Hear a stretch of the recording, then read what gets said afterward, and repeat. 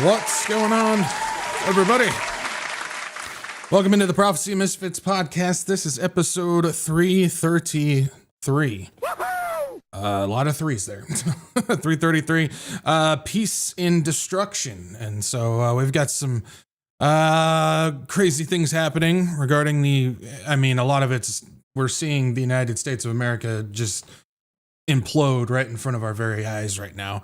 But that's one of those things, and we got to remember that as the world and everything around us is imploding, things that we love and care about and whatnot, we got to continue to hold to Jesus, because it's through him and through his word and his promises and his prophecy that we find ourselves in peace. I hope you guys find yourself in peace. I know I do. I'm one of those weird people that as the world continues to get darker, I'm all good. So hopefully you guys are as well. But glad to have you here. This is what we do on Tuesdays and Saturdays. We get together and we watch what's going on. We discuss these things. We talk about these things. We see the things that are happening. We question the narrative. And we of course, bring it all around to Jesus. And he's our focus. And he's what we hold on to. And it's his prophecy and his word that where we receive our commandment to watch and do what we do. So, if this is your first time in, welcome in. Glad to have you here and joining us today. And like I said, we do things a little different around here. Of course, our focus is Jesus, but we are misfits and we question the narrative and we ask the question, why? A word that the church seems to have thrown away, and anybody who asks why in the church, they somehow get punished for it or chewed out for it. And I think that's wrong. But again, I think that's something else that Scripture told us was going to happen in the days today. But yeah, good stuff. So Peace and Destruction. We're going to be taking a look at a lot of things. One is the NHS has come out and talking about benefits of first cousin marriage. It's disgusting. Yeah, we'll talk about that. We also got some stuff coming out of Venezuela. It looks like Trump has ordered the reach out for diplomacy with Venezuela is ceased as of now. We also got fascist deployment of troops happening in the country right now. Battle with judges and a lot of legal stuff happening there. We'll talk about that. There's also some interesting things regarding the possibility of the mercenaries that they're hiring for the ICE agents could be the Proud Boys. If you know who the Proud Boys are, they're basically the right-wing version of Antifa. So you have Antifa on the left, you have the Proud Boys on the right. So there's a chance that the mercenaries that they're hiring into ICE could be the Proud Boys. We'll talk about that. Texas is also saying that they're going to go ahead and start doing undercover leftist terror cell deployment as well. They're going to start infiltrating the leftist terror cells. I'm telling you guys, this is not going to end well. The government shutdown. The Trump administration has come out and said, there's a chance that we're not going to have to pay.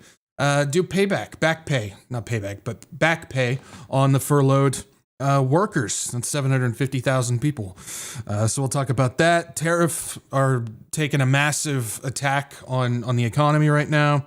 We also got more corporatism with the United States government buying into more companies. We got BlackRock, who's actually in the middle of doing a legitimate power grab. I'll tell you what that's about. We also got some tech updates with certain apps and features and things like that. We'll talk about that. And then just coming out, it looks like Israel is doing what they're considering the biggest geofencing deployment in U.S. history around churches and colleges and stuff like that. So we'll kind of get into that and see what's going on there. So, and other things along the way as we talk about this stuff. It's never ending, guys. It's never ending. All right. So let's see how y'all are doing in the chat today. Let's see here. We'll just go right here. Bab is here. What's going on, Bab? Good to see you. And hopefully you're doing all right tonight. Looks like Will G is here as well. Glad to see it. Well, good to see you too, Will. Hopefully you're doing all right on this Tuesday evening. Thanks for being here, man. Jellyfish is here. Having a good Wednesday afternoon, I believe, because you're down in Australia. So hopefully you're having a good day over there. We got Jessica McCord as well. Good to see you, Jessica. Thanks for being here. Patricia Schultz is here as well. I still love the dog with the crown. That's great. Great picture. But good to see you, Patricia. Mindy Grant is here as well, and she's trading in her big pink hand with for bees. So good to see you, Mindy. Lori S is here as well. Good to see you, Lori. And thank you for being here. Hopefully you're doing all right tonight. Jojo, by his grace, is here as well. The Lord will keep in perfect peace those whose minds are stayed on thee. Sounds like either something out of a psalm or from a hymn, one of those. But good to see you, Jojo. Nebraska Sandhills is here. She's got the big pink hand. Good to see you. Let's see. Trace is here as well. Good to see you, Trace. And thanks for being here. Hopefully you're doing all right tonight. Always appreciate you. Dino Spumoni is here as well. One day closer to the return of Jesus. Yeah, according to the date setters who said that they got the calendar wrong on the September rapture, it should be today. So any minute now we should be taking it, even though it's already the next day in Israel. Any minute now we should all be taken out of here because we know the Lord abides by Western time zones. So yeah, if you guys didn't know that, today is the next rapture date that they pinned. So it's just ridiculous. They just continue to do this stuff, and people continue to go along with it. It's a cult. They have created a cult, and the people just eat it up. They worship these date setters like there's some, like they've got hidden knowledge, secret knowledge, that they got direct access to God, and they know what's going on. It's just, it's sick and it's pathetic. That's all I can say. I could say a lot more, but I'm not going to. But good to see you, Dino. Sorry for using your hello to vent there, but either way, good to see you, Dino. Nancy West is here as well. Good to see you, Nancy, and hopefully you're doing all right tonight. Art Darnell is here as well. Good to see Art. Patrick is here, and he's Ralphing all over the place.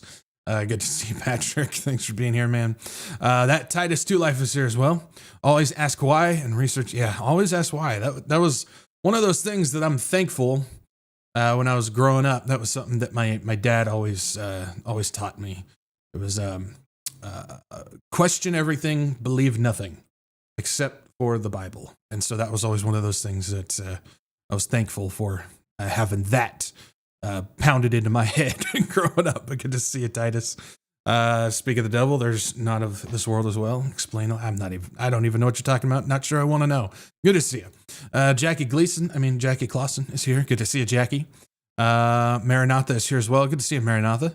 Let's see here. Victoria is here as well. Good to see you.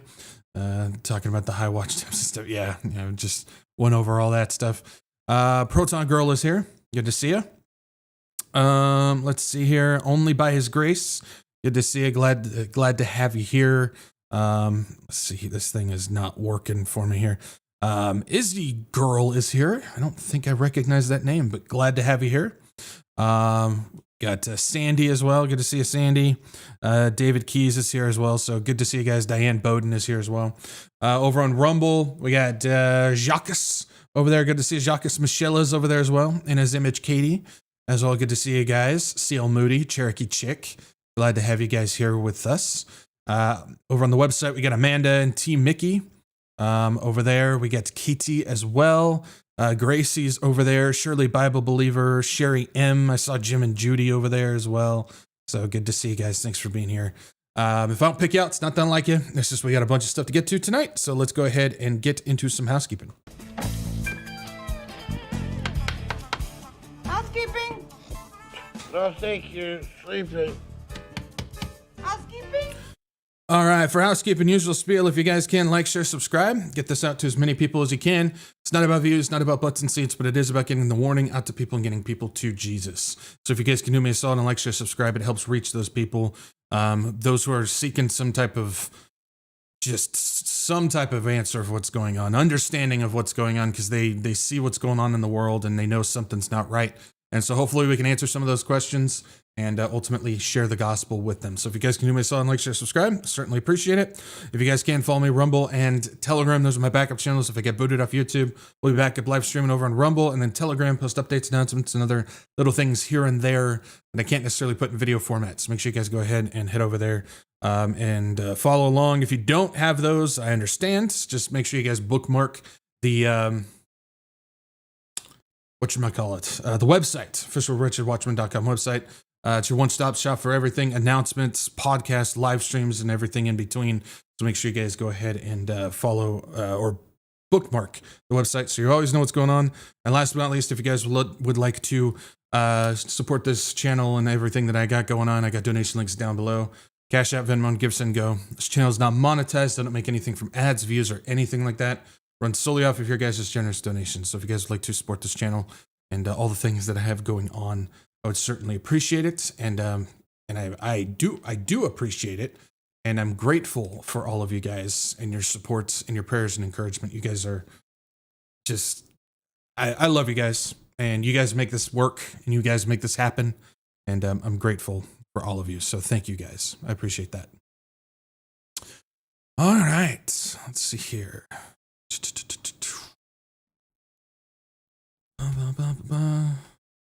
Thought I saw something.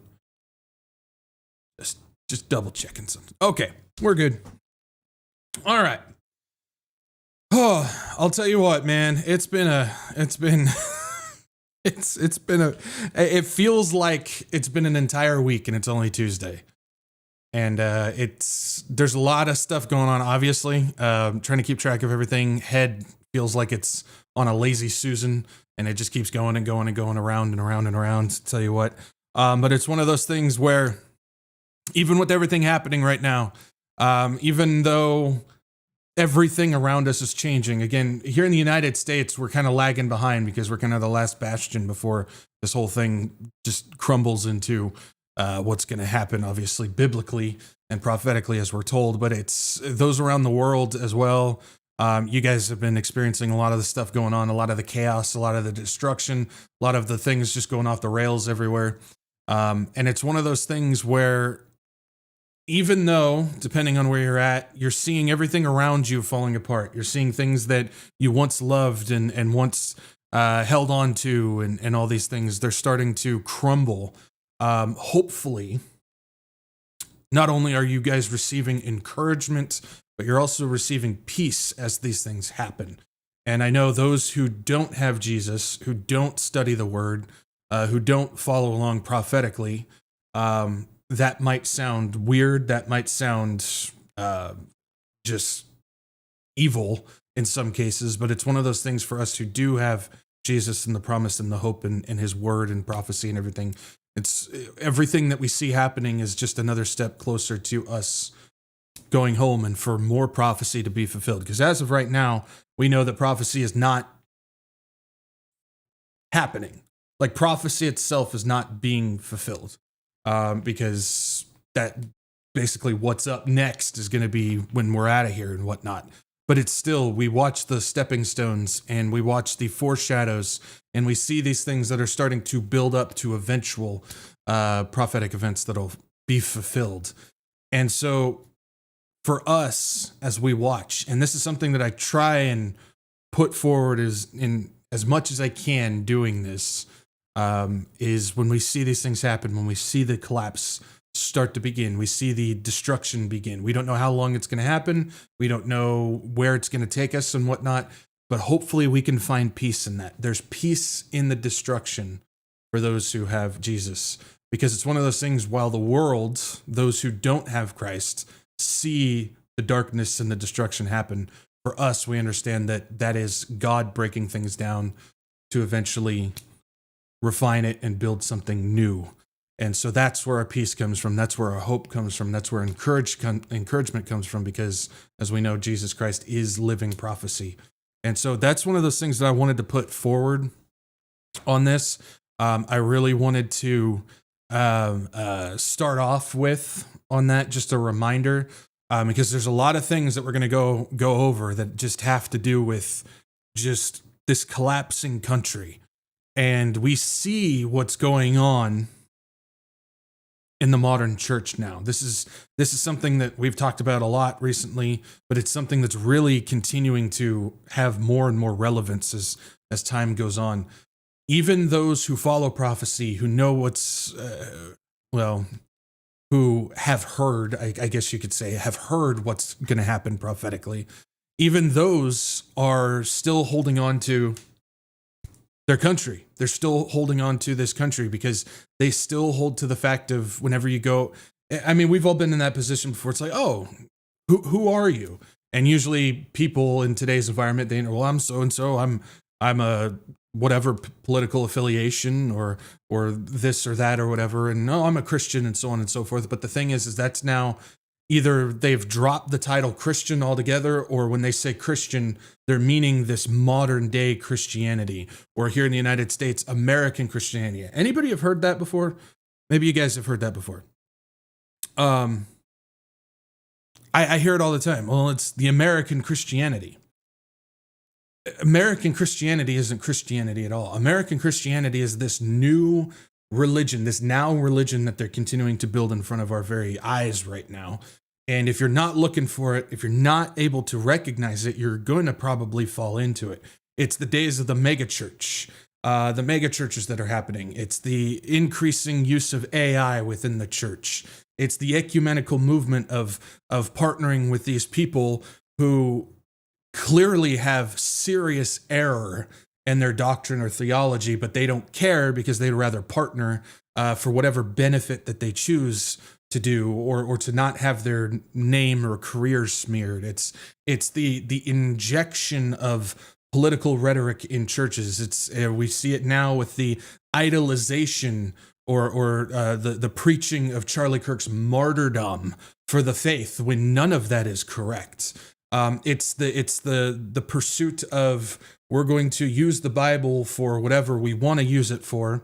We're going to create messages and then utilize the Bible in order to promote the message that I want to speak, not the message that Christ wants to speak through his word. And it's utilizing all these things to build something that is not Christianity at all. It's something completely different. It's part of the mystery religion.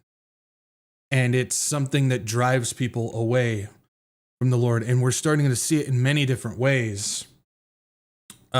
Different tactics are being deployed where people are making excuses for things. We just went over the Robert Morris thing, the Robert Morris, the pedophile who just pleaded guilty for his thing, getting an unfair punishment for what he actually did, but we know that God will fairly judge him later on. But still, we talk about all those connected who helped cover that up, including people like Jimmy Evans, who's all a part of the prophecy mafia that we see out there. But we see other people like Brady Boyd, who's still leading a church and all these things. And these people, even though they have no business being involved with ministry and actually should be getting jail time for covering up what Robert Morris did, they're being hailed and promoted as people who can preach the word and so on and so forth.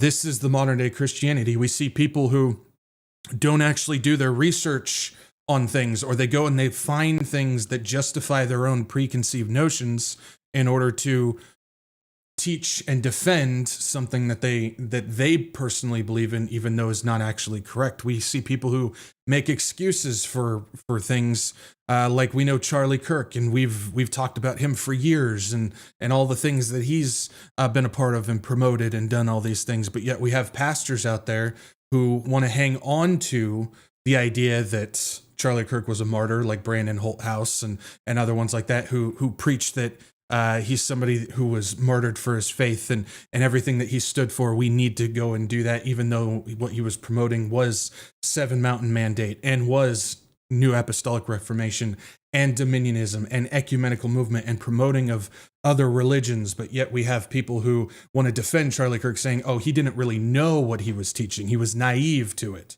when that's not true at all. We see the injection of political movements as faith movements, like we see with Turning Point USA, and we see the MAGA movements, and we see all these things that are being injected into the church, which is completely incorrect. We see other churches who are completely on the other side, injecting as much alphabet agenda and as much incorrect theology as they possibly can into their church. And all of a sudden we have not a fight of churches and stances for the true nature of Christ, where he's at the center of it, of everybody trying to reach what is the truth, that is Jesus Christ and his word. No, we have churches who are now standing on the side politically, utilizing Jesus Christ as a tool to throw as much excrement at each other as possible. That's not correct either. I could keep going on and on and on with this, but you guys don't need to hear me do that. But this is what is becoming of the church now. It's not about Christ. It's not about his word. It's not about seeking and crawling through the mud and finding the truth of what's going on. Truth is one of those words like love that has been thrown around so much, almost to the point where I don't even like the word truth anymore because of how it's used. But it's one of those things where we should be seeking and looking, because it's hiding itself. Truth hides itself. And we need to be able to find that, especially in today's world, because those who truly seek the truth, they're the ones worthy enough to find it. And so we need to make sure that that's what we're doing, not confirming our own notions, not conforming the Bible to meet our messages, not placing people upon idols, claiming that we're not doing that, even though that's exactly what we're doing. We're not replacing church services with rock concerts or political rallies, even though that's exactly what's being done. But this is what has become of the church nowadays. There's no peace in that.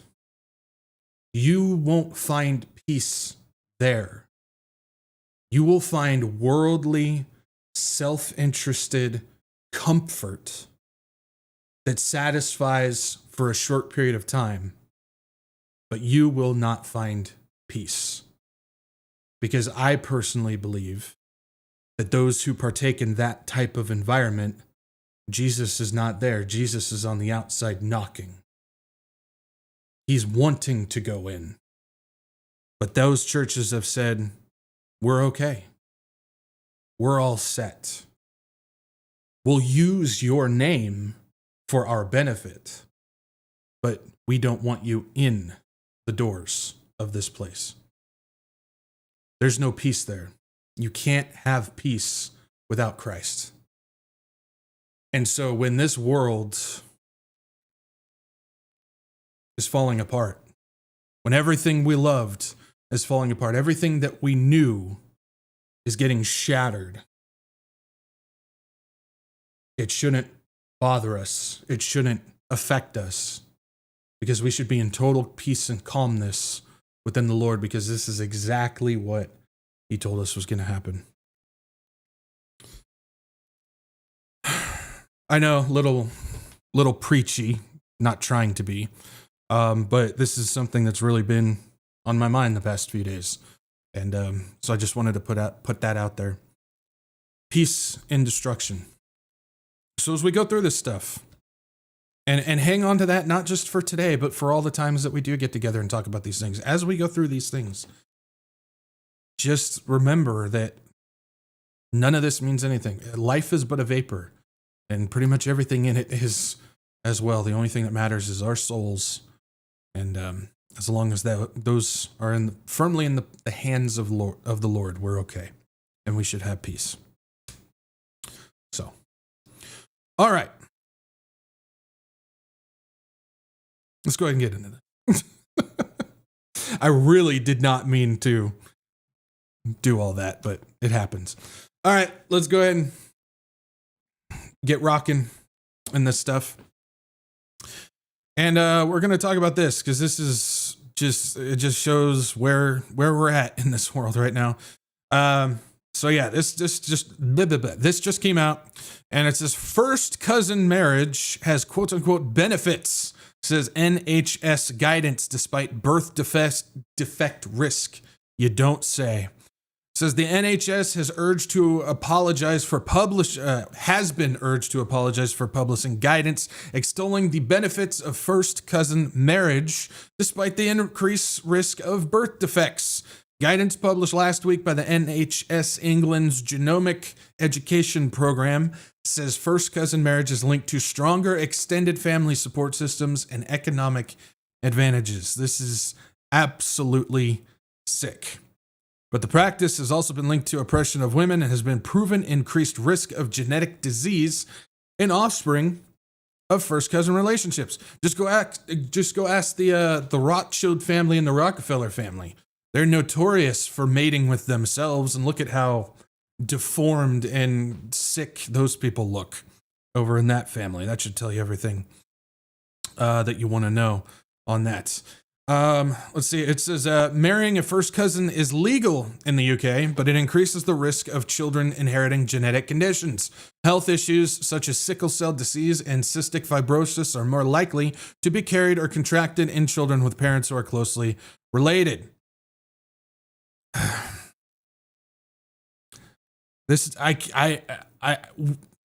We're in a world right now where this is promoted. I hope you guys realize that. Not only there, but I saw something, it was from last year, 2024, where there was a congressman from Tennessee that was also pushing for the promotion of first cousin marriages, specifically first cousin homosexual marriages. He was pushing the idea of it's beneficial for two men who are first cousins to get married. I'll just leave it at that. He was actually arguing in support of that.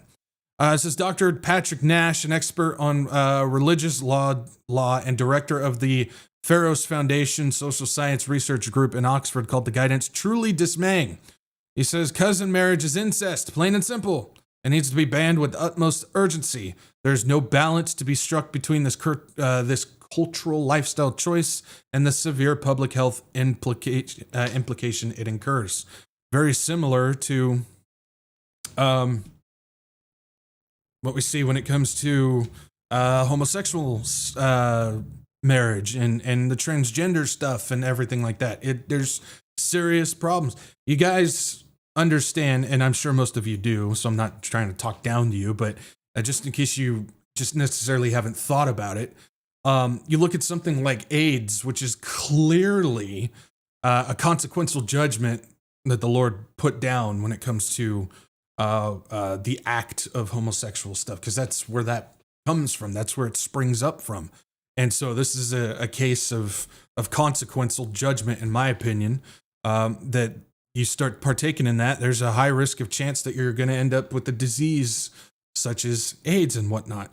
And so this is something that we got to remember, that there are consequences and judgments for everything that's going on. So when you have ancestral stuff, don't be surprised when the offspring that comes out has serious health defects or diseases or anything like that. It's because it's not natural. It's not normal. It's not God supported. And so we definitely need to keep that in mind. I don't think anybody's going to go and marry their first cousin who's watching. I certainly hope not. If you are, then I hope you pray and repent real quick.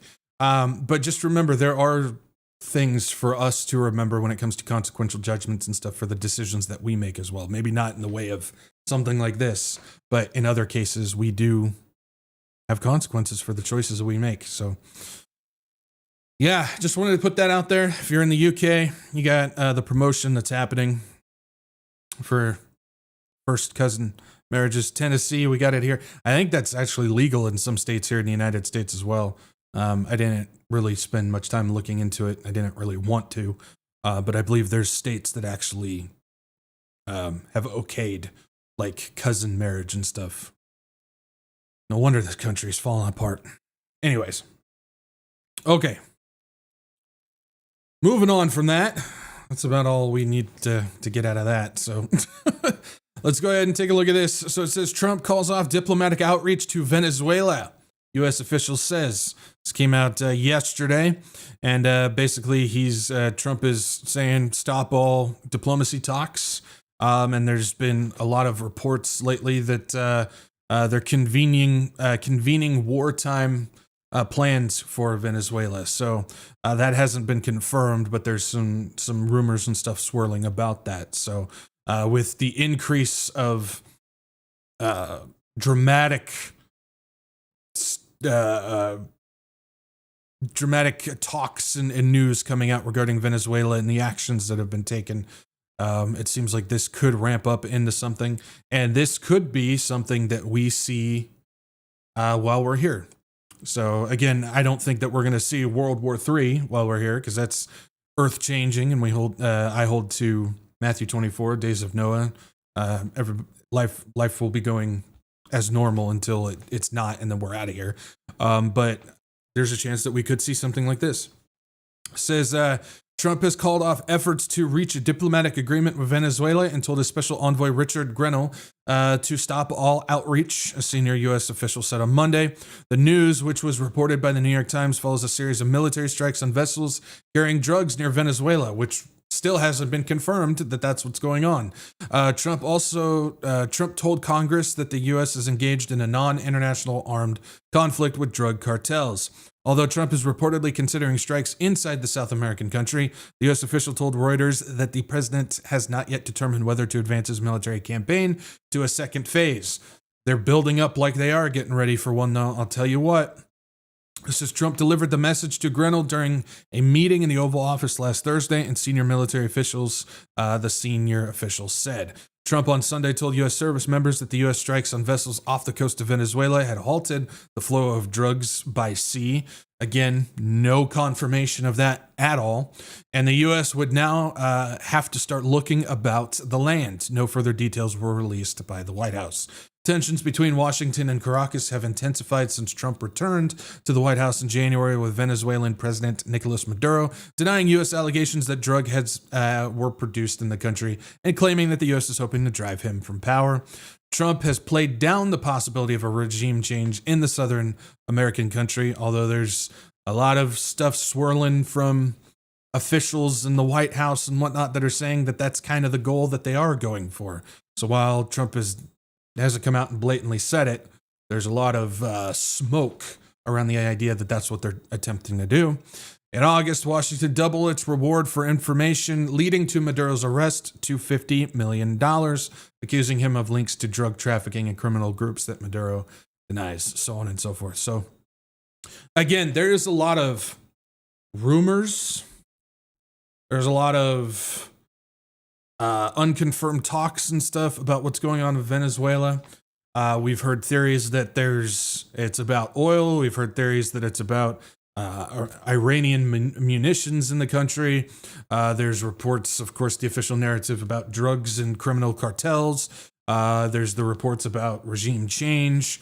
There's a whole bunch of different rumors and reports going on for all these different reasons. We don't know what they are, what the actual reason is, I should say. We don't really know what that is. What we can confirm is there is a military buildup happening, United States military buildup around the Venezuela region. There's boats, there's jets, there's all these things that the United States is building up around that region. And it's something that's increasing. This isn't something that's staying stagnant. This isn't something that's, as of now, fizzling out. This is something that is still growing legs. So this could lead to something, or it could not. We don't know. But as of right now, it's increasing towards the idea that something will happen regarding Venezuela. So we'll see what happens.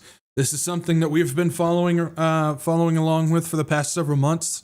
And I think we should continue to keep an eye on it.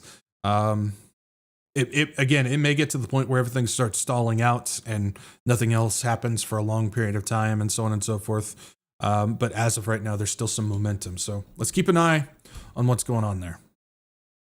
So, okay. Moving it into the home front of things here in the United States. I wanted to point this out because I thought this was, it just goes to show how contradictory Trump is on things. So I don't have the video, but you can look it up. Like I always say, do your own research on these things. Go look things up, check them out. But Trump was asked today regarding how the DC cleanup is. He was asked how are things going, how's the crime and stuff in DC and whatnot, and Trump said that there's nobody's been shot in DC. Everything is looking good. The streets are safe. Nobody's been murdered. Nobody's been shot, so on and so forth. That was today. Literally today, also, 3 people found fatally shot in DC in 3 days. So Trump is blatantly lying, or he has no idea what's actually going on. And so that should bring us comfort, right? That's the guy who's out there just talking out his rear end about what's going on in DC, blatantly telling us the exact opposite of what is actually happening. And so it says 3 people found fatally shot in DC in 3 days, even though we were told by Trump himself that there has not been any killings in DC and it's all safe and everything. It says police have made an arrest in connection with one of the killings. A woman was found fatally shot, fatally shot, Minnesota Avenue on Sunday, in the 3rd homicide in the district in 3 days, an uptick in killings after weeks of quote-unquote substantial decline.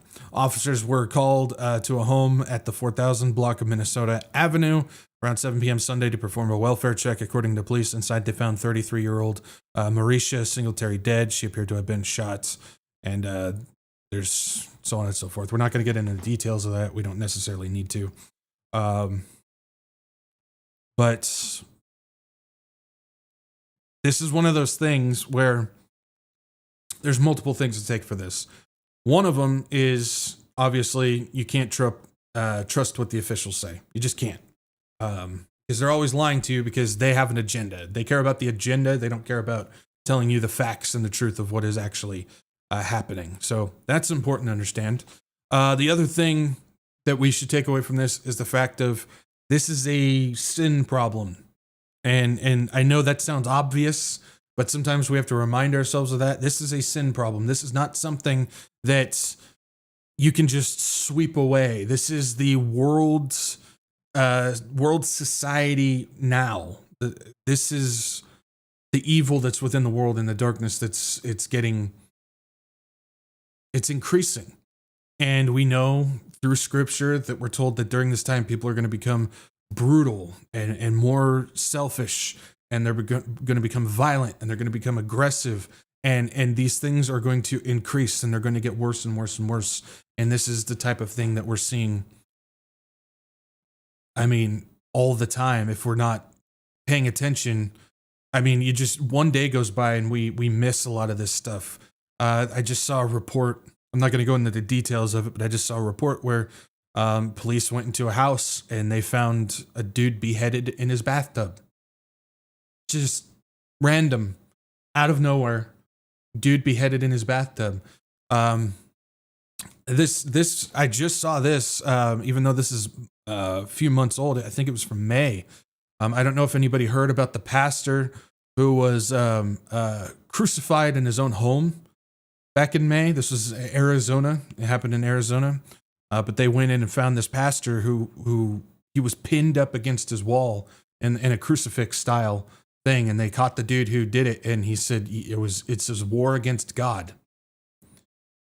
And I didn't even know about that. That was in May. And I just happened to stumble upon it yesterday or the day before. And I'm sitting there. It's like, this is the evil that's within our world right now. This is the darkness that is increasing by the day. This is the people now. This is society now. There's still some people out there that, relatively good. There's no good people, we know that, but relatively good in the sense of worldly morality, I guess I should say. But this is increasing, and so we look at this and we see everything that's happening. It's going to continue to deteriorate when it comes to this, and so we need to make sure that we're praying for these people and looking and not allowing that darkness to dampen again us. We still need to be a light, and so if we let this stuff overtake our light as we go out into the world, it stops us from doing the work that we are needed to do, that the Lord has commanded us to do. And so don't let that happen. The other thing that popped into my head, and take it for what you will, for me even thinking in this direction, but it was something that popped into my head when I read the story about the pastor who was pinned up against his wall in that way. Why weren't there churches all across the country lifting that dude up as a martyr for the faith as well. Because he was a pastor who was literally killed for his faith. The dude who killed him said it was his war on God, and he had other targets, pastor targets that he was going to go after. So wouldn't that be fitting to also raise him up as a martyr? But it was dead silent. Something to think about in that way. Why is it a political speaker is raised up as a martyr for the faith, but not an actual pastor who was killed for his faith? Because the political speaker fits in line with the modern American Christianity. The pastor who is actually killed for his faith doesn't. That's something we should all think about, but that's also a shot for all the pastors who continue to promote Charlie Kirk as a martyr in that way as well. So, okay. I'm a little preachy tonight. I apologize, guys. It's very different for me. Anyways. Okay. So, we got this as well. I don't know if you guys saw this. This came out yesterday. It says Trump threatens to invoke Insurrection Act in Portland. Now, we've heard several of his lower people talk about the Insurrection Act, specifically Stephen Miller, who is basically just like the dude would work for Hitler if he could. But Trump threatens to invoke Insurrection Act in Portland. Says President Trump on Monday said he was considering invoking the Insurrection Act to justify sending federal troops to Portland, Oregon, and avoid any legal hurdles. We'll talk about that in just a second. Trump, in remarks from the Oval Office, likened the situation in Portland to an insurrection, though he said he had yet to make a decision on invoking the Insurrection Act. Portland is on fire. Portland's been on fire for years, Trump said. These stupid videos. Describing the situation as all insurrection. Asked under what conditions he would invoke the Insurrection Act, Trump said that he would do it if it was necessary. So far, it hasn't been necessary, but we have an Insurrection Act for a reason, Trump said. If I had to enact it, I'd do that. If people were being killed and courts were holding us up, or our governors or mayors holding us up, sure, I'd do that. I mean, I want to make sure people aren't killed. Trump also described his administration's clashes with local and state officials and the courts over deploying the National Guard to Portland as an insurrection. I really think that's really criminal insurrection. Portland has been focus of intensifying criticism from the Trump administration amid ongoing protests over immigration enforcement in the city.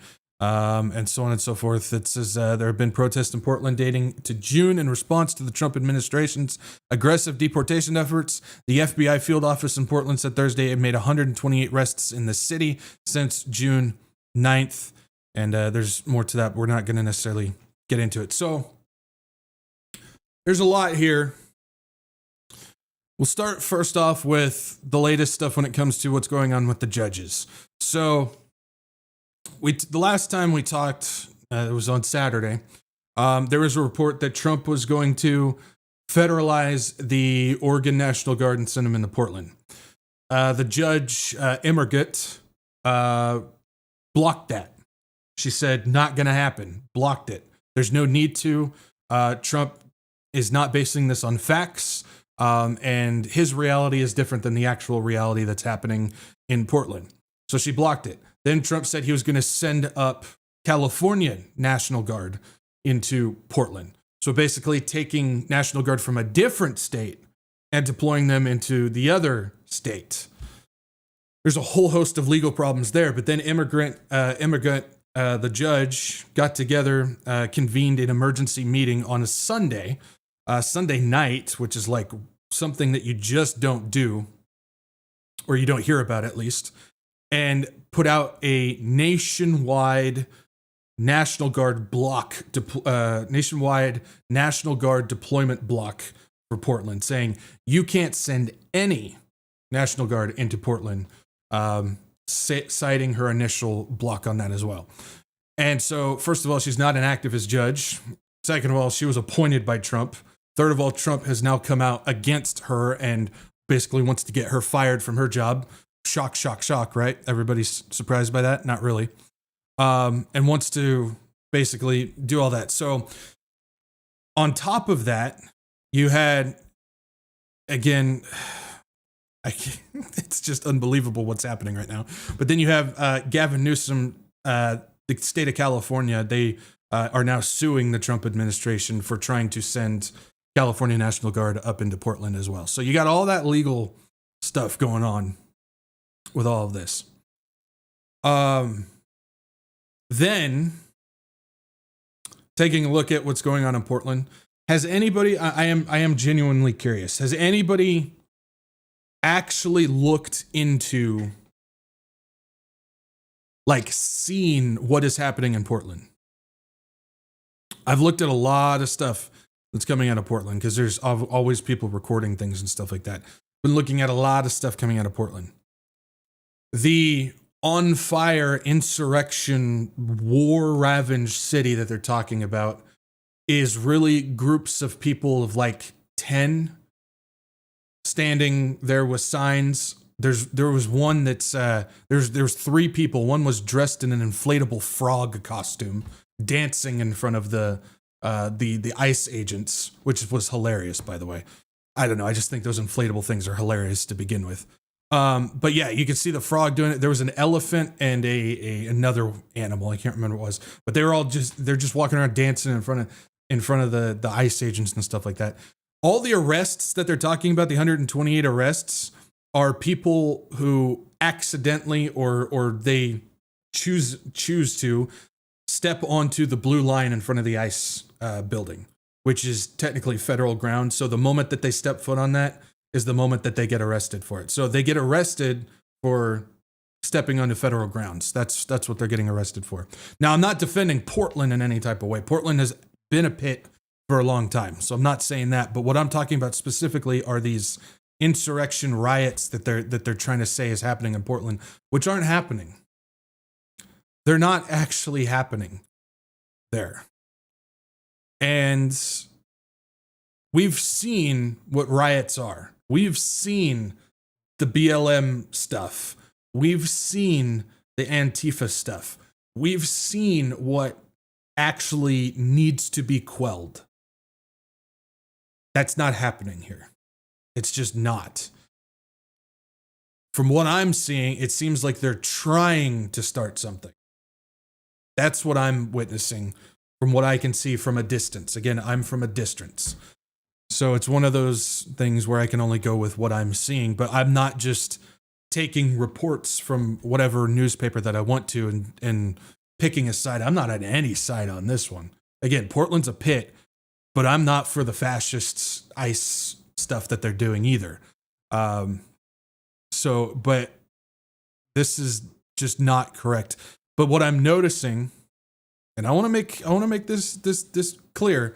This is one of those things where I hope all of those little bugs, those little flies on the wall that continue to watch me, that report back to all their little pastors and prophecy teachers and stuff like that are hearing me on this one.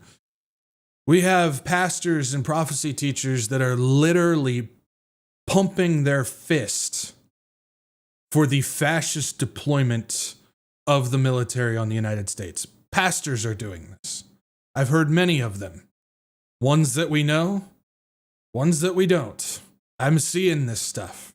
There are pastors saying, we need more ICE. We need more National Guard deployed in this country.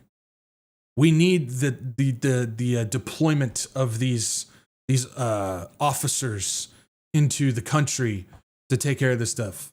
They are actively promoting a fascist takeover of the country. These are the same people that were outspoken and voiced against Biden's regime for the stuff that they were doing. What happened? What changed? What flipped? Because it's their guy, not theirs. Or it's their guy, not the other guy. That's all that's changed.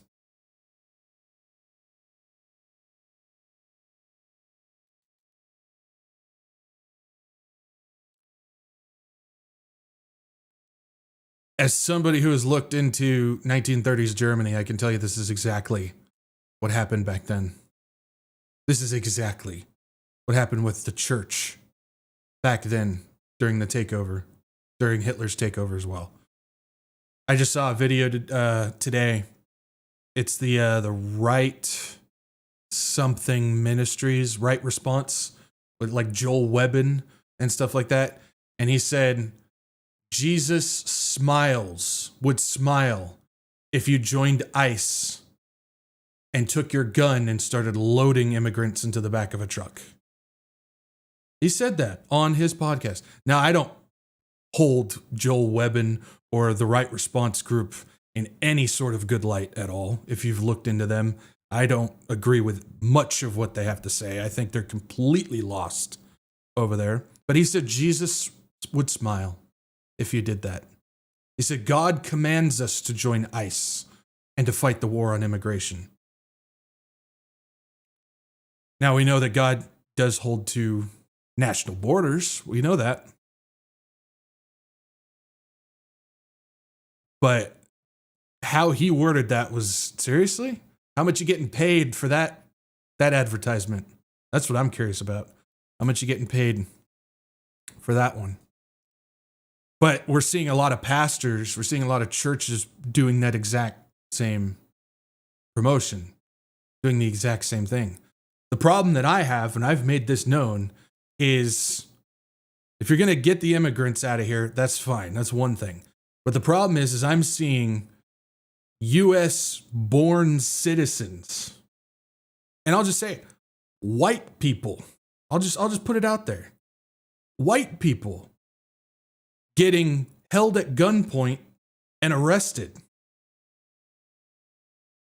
There's no due process. There's no identification of either the person getting arrested or the ICE official, but they're getting arrested at gunpoint. That's where my problem is at. That's where my problem lies on this as well.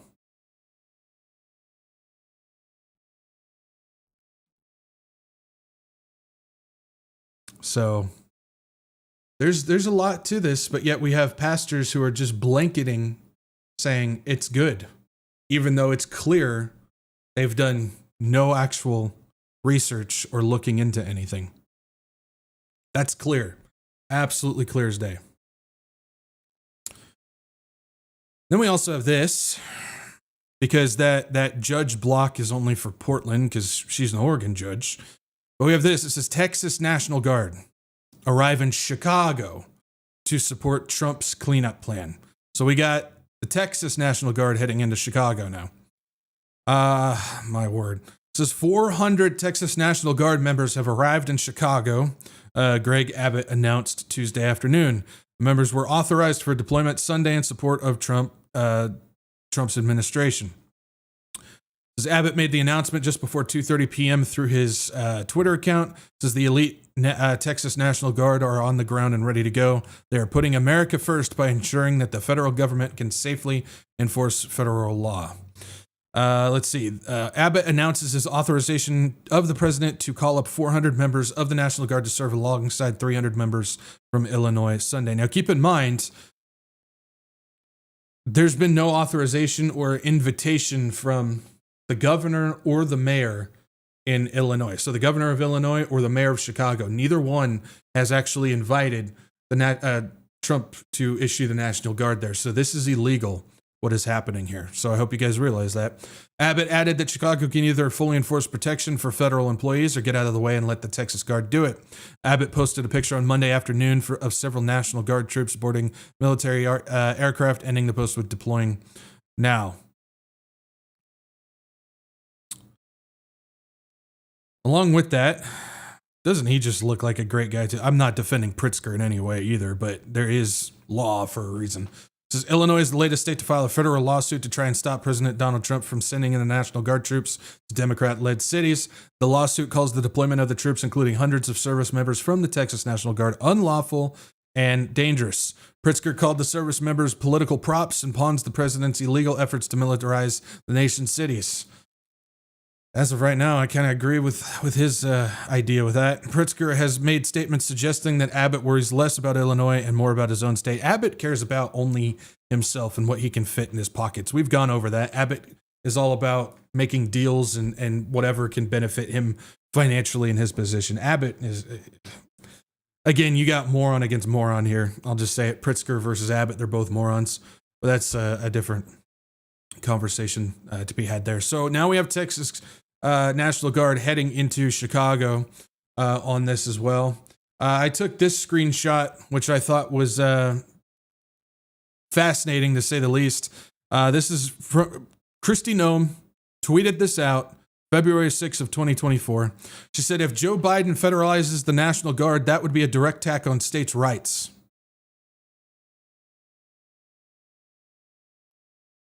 Anybody find the irony in this one? Anybody see the irony on this? You notice how it's okay when our people do this, but not okay if they do it? So over the last several years, we've seen Democrats try to take away our freedoms of religion, assembly, and speech. We can't let them take away our right to defend ourselves too. I hope people are seeing the irony of what's going on here, because this is the political theater. This is the left-right paradigm. This is exactly what this is, because it's not about what is right or what is true or what is correct or what is lawful or any of that. It has nothing to do with actually the center truth of the matter. It has nothing to do with that. It has to do with my side versus their side. That's what it is. And so when it's Biden and the Democrats are for it. The Kristi Noem and the Republicans are against it. But when it swaps, the people on the right are for it, but the Democrats are against it. And they want you, I should say it this way, Satan wants you to get caught up in that. Because what is true goes out the window at that point. What is right goes out the window at that point. None of that can exist within the political theater. It just can't, because politics are built that way. It's Satan's religion. And so they want you caught up in this. It is a distraction. It's something that feeds self-interest. It feeds self-determination and self-motivation. It has nothing to do with being motivated for Christ or the truth or any of that. It all has to do with my side versus their side. That's why we see so many contradict themselves when they speak about this stuff. You see so many completely do a 180 on what they've stood against or for based upon who's in power at that moment in time. During the Koof situation, everybody, all the pastors and preachers and stuff were going against the Koof stuff, going against the shots and going against all these types of things because Biden was in power. But the dude who promoted all that, who helped orchestrate it through Crimson Contagion, through the CARES Act, and through Warp Speed, Trump, because that's their guy and it's not Biden, they're going to support him no matter what, even though they were very vocal and against the very thing that their guy brought in. In this same way, we're seeing the same thing. All of them were against the Democrats from pushing the deployment of the National Guard. Look at the J6 thing, which was completely orchestrated. That was a false flag. I hope people realize that. Trump played his part to get his people there to do it, and then the left played their part by allowing them to go into the White House or the Capitol. So we see all that. That was all the same thing, but the right is against all that, and they're for this, even though if the power was flipped, so would their opinion of it. I guess the thing that I should say is I don't understand why this is such a hard concept for us to understand or to grasp, or for the pastors to grasp. I think a lot of them are on a payroll TPUSA has a lot to do with that. We've talked about that a lot last year when it comes to Turning Point USA going into churches and what they were doing there. We understand that there's a lot of pastors on the payroll. I have something else at the end of this I'll talk about when it comes to pastor payroll as well. But I think a lot of them are just, again, they're just completely duped. They're just completely sucked into this concept. And as I said before, this is wall number one you have to break through if you want to actually see what's happening in the world. It is. This is wall one. You have to get through the left-right paradigm. You have to break through that wall if you want to see anything else happening behind the curtain. Because that is the first defense, and it is a really good one. You have to respect Satan for that one. Putting up that first wall. But we have to break through that wall. And this is a good illustration of it. This very same person who is federalizing the National Guard and sending them in the states, going against all the First Amendment that we see going on, who said this in 2024 because it was Biden. Now that she's in control under her person, she's all for doing the exact same thing that she was rallying against. It's also fascinating. I don't know if you guys saw this or not. But local police in these cities that they're deploying ICE agents and National Guard and DHS agents and whatnot, the federal agents are actually attacking police too. I don't know if you guys saw that. Federal agents were lobbing tear gas at police, local police officers that were there.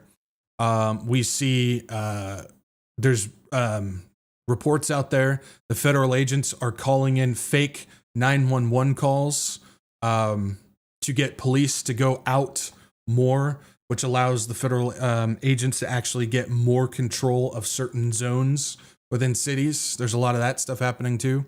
So pretty interesting what's happening there. If you do a little history in 1930s Germany as well, that was one of the things that the Hitler's federalized Gestapo was doing, is they were actually taking down local police in regions of Germany in order to gain more foothold in those regions as well. So that's actually a tactic that goes back to 1930s Germany as well. All right, keeping this going, I want to bring this up because there's been a few reports coming out from ex-national security people who are saying that they're afraid that the mercenaries that they're hiring for ICE are actually from the Proud Boys group. Now, if you don't know who the Proud Boys are, like I said at the beginning, the Proud Boys are basically the right's version of Antifa. So you have Antifa, the anarchy extremist group on the left that causes riots and chaos and all this type of stuff. You have that over on the left. The Proud Boys are basically the same thing, but for the right.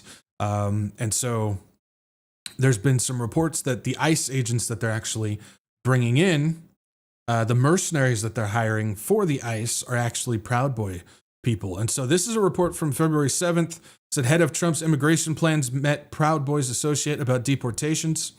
It says the head of President Trump's immigration policy, Tom Homan, appears to have met with an associate of the Proud Boys on at least 4 separate occasions. At least one of these instances was a private meeting held in Chicago after the 2024 presidential election to talk about deportations, according to social media posts. It says Homan, who leads the Trump administration's efforts to curb immigration at the border as well as deport immigrants across the United States, met with Terry Newsom in Chicago and Washington, D.C., according to the posts on Facebook and Twitter. And you can actually see right here that's actually a post they got together. An article on a conservative news site written by Newsom's podcast co-host also alleges that Newsom hosted a private meeting with Homan and local Chicago politicians. Interesting, it's in Chicago as well. What's one of the hotbed places right now? Chicago. to discuss deportations in Chicago. In a December 12th, 2024 post on Twitter, Newsom added, "During our meetings, Tom directed the politicians to follow up with me as his POC, which means point of contact." Newsom then met with Homan on January 9th in D.C. at a party to celebrate Trump's upcoming inauguration. Homan also met a guest on Newsom's podcast in October 2024 and is a featured speaker at an anti-immigration event Newsom hosted in Chicago in June of 2024 as well. So we have that. Then we also have this. This is of June of this year. It says, Proud Boy Enrique Tarrio wants you to report undocumented people and get paid for it. Enrique Tarrio, the former Proud Boys leader from Miami, who President Donald Trump pardoned for his participation in the January 6th attack, wants citizens to take deporting undocumented immigrants into their own hands. Literally, he has an app for that. He got sentenced. This Enrique dude got sentenced to 22 years in prison for what happened during the J6 situation, and Trump pardoned him. Interesting. Tarrio has announced that he will be the czar of an independent organization that pays people cryptocurrency for reporting undocumented migrants. Enrique Tarrio, who recently was serving a 22-year sentence for seditious conspiracy charges for his involvement organizing the J6 situation, promoted a web app called IceRaid.us on his Twitter account.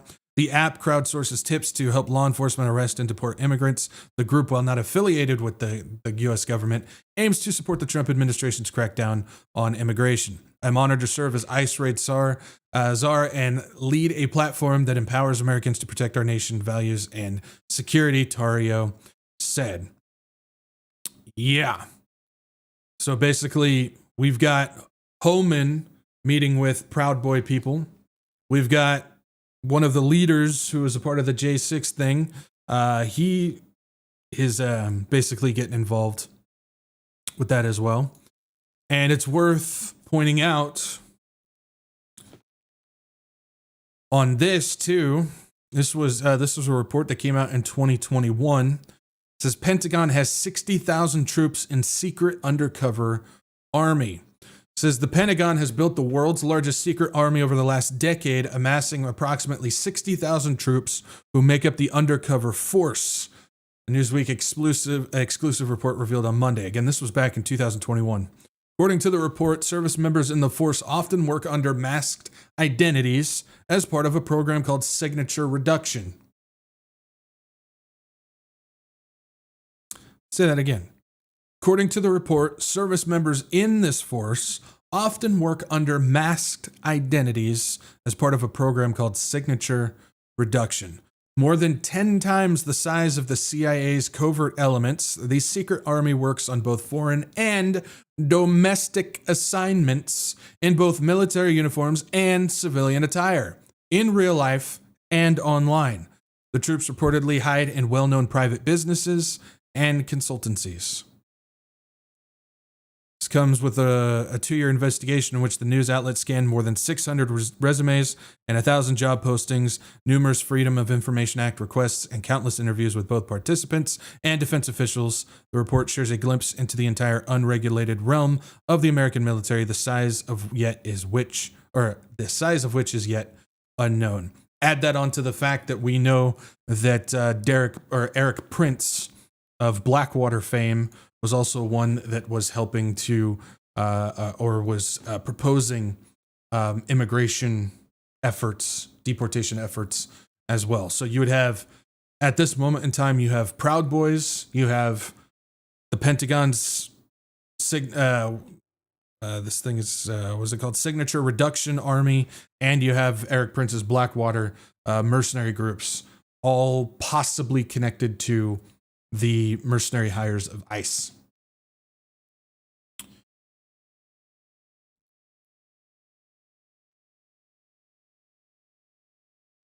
There's a lot happening to what is happening here in this country. There's a lot of things that are happening that are affecting what's going on in this country. I do not believe that what we are seeing with the immigration problem itself and the fascist deployment of military and mercenary agents into this country is organic in any way. I believe that the immigration situation was entirely orchestrated to bring all these people into this country to give an excuse for the fascist deployment of what we're seeing right now. And I do not believe in any way, shape, or form that this is good. Either situation is good. I believe that this stuff is being created in order to collapse this country, to prepare this country in some way, shape, or form for something that is to come, that of which I don't know what it is, but I do not believe that this is organic in any way at all. And I believe that this is dangerous. This is absolutely dangerous, what is happening right now. And it is, I just have to say, any pastor, any prophecy teacher, any leader within in ministry or faith or anything like that is promoting what is happening right now, shame on you. Because clearly you have not done the allocated research that you need to do in order to properly and speak informed, or you know what's going on and you have an agenda at play for whatever that may be. But if you are just blindly and with a blanket endorsement and promotion of this, and you are telling your congregations or your audience that this is A-okay, shame on you, because you are not doing the job that you should be doing. You either need to keep your mouth shut on the situation, which I have a whole lot more respect for pastors who are just not talking about this now, or I'll just leave it there. But it is absolutely unbelievable what we are seeing right now. Nothing is as it seems. There's no way that this is organic.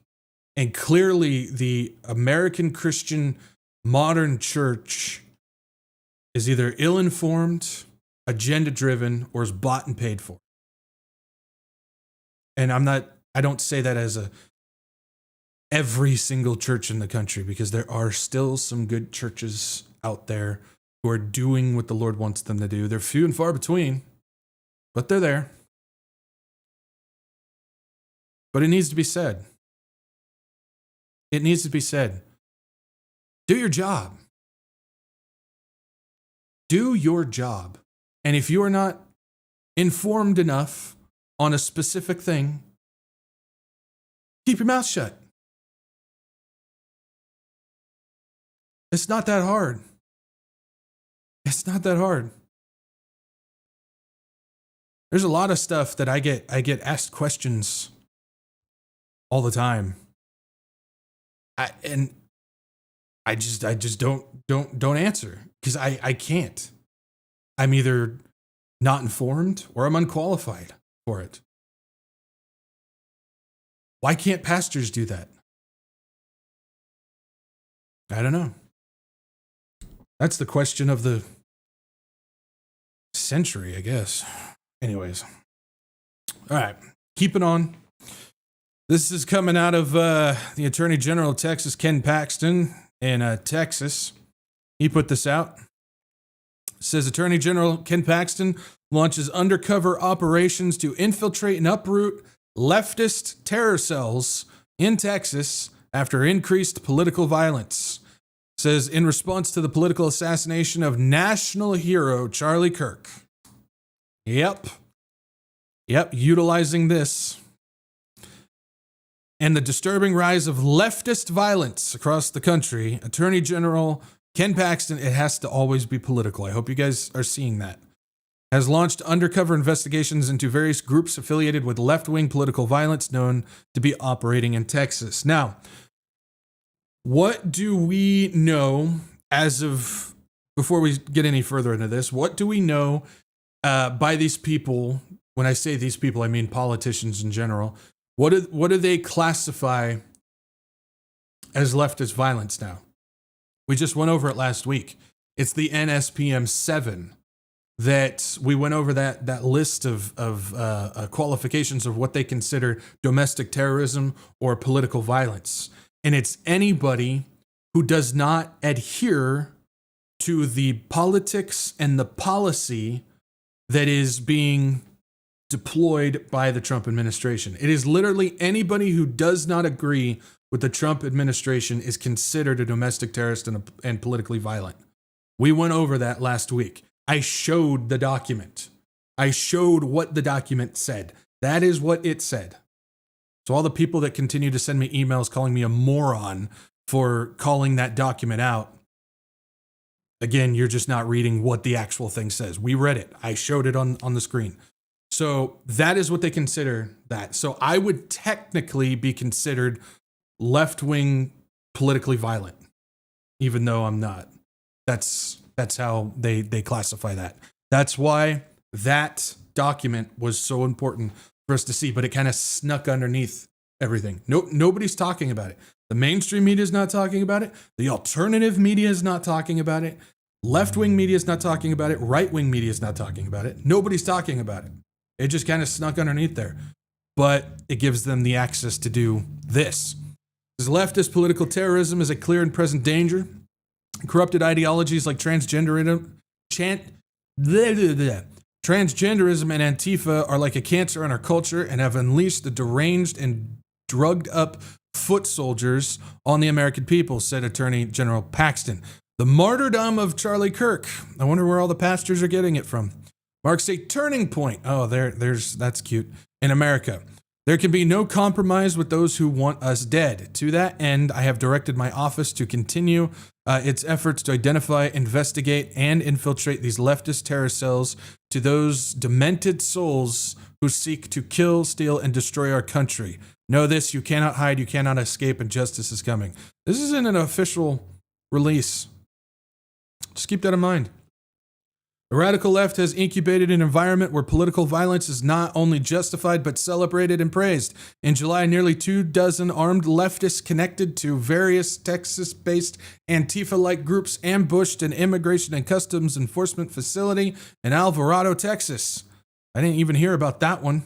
On September 10th, 2025, a leftist assassin connected to the radical transgender movement murdered Charlie Kirk because of Kirk's bold support for truth, love, and country and unshakable faith. That is straight up mainstream narrative that has no credibility whatsoever.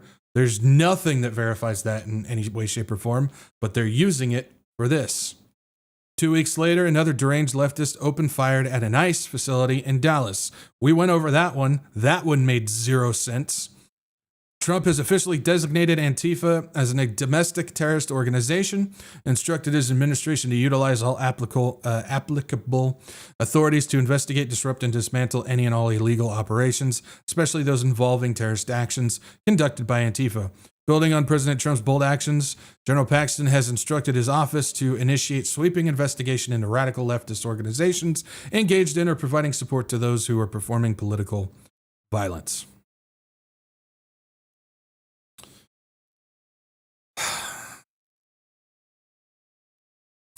When I said that they were declaring war on U.S. citizens, I meant that they were declaring war on U.S. citizens. If you don't hold or adhere to the policies and politics of the Trump administration, you are considered a domestic terrorist and a threat to them. It's clear as day if you are willing to accept the evidence in front of your face. But if you deny this, then it is clear that you are putting your own agenda and opinion above evidence.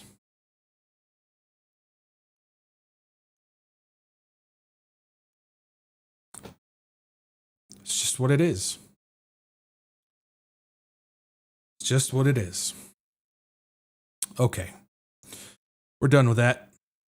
Let's go ahead and move into what's going on with the economy in this situation. So this came out said a White House memo says furloughed federal workers aren't entitled to back pay. This is a pretty interesting situation here with how they're trying to get around their own law. Because that law that guaranteed back pay for furloughed federal workers was actually signed by Trump in 2019, but they're trying to get around it this time. It says furloughed federal workers aren't guaranteed compensation for their forced time off during the government shutdown, according to a draft White House memo described two axios by three sources. If the White House acts on the legal analysis, it would dramatically escalate President Trump's pressure on Senate Democrats to end the week-old shutdown by denying back pay to as many as 750,000 federal workers after the shutdown.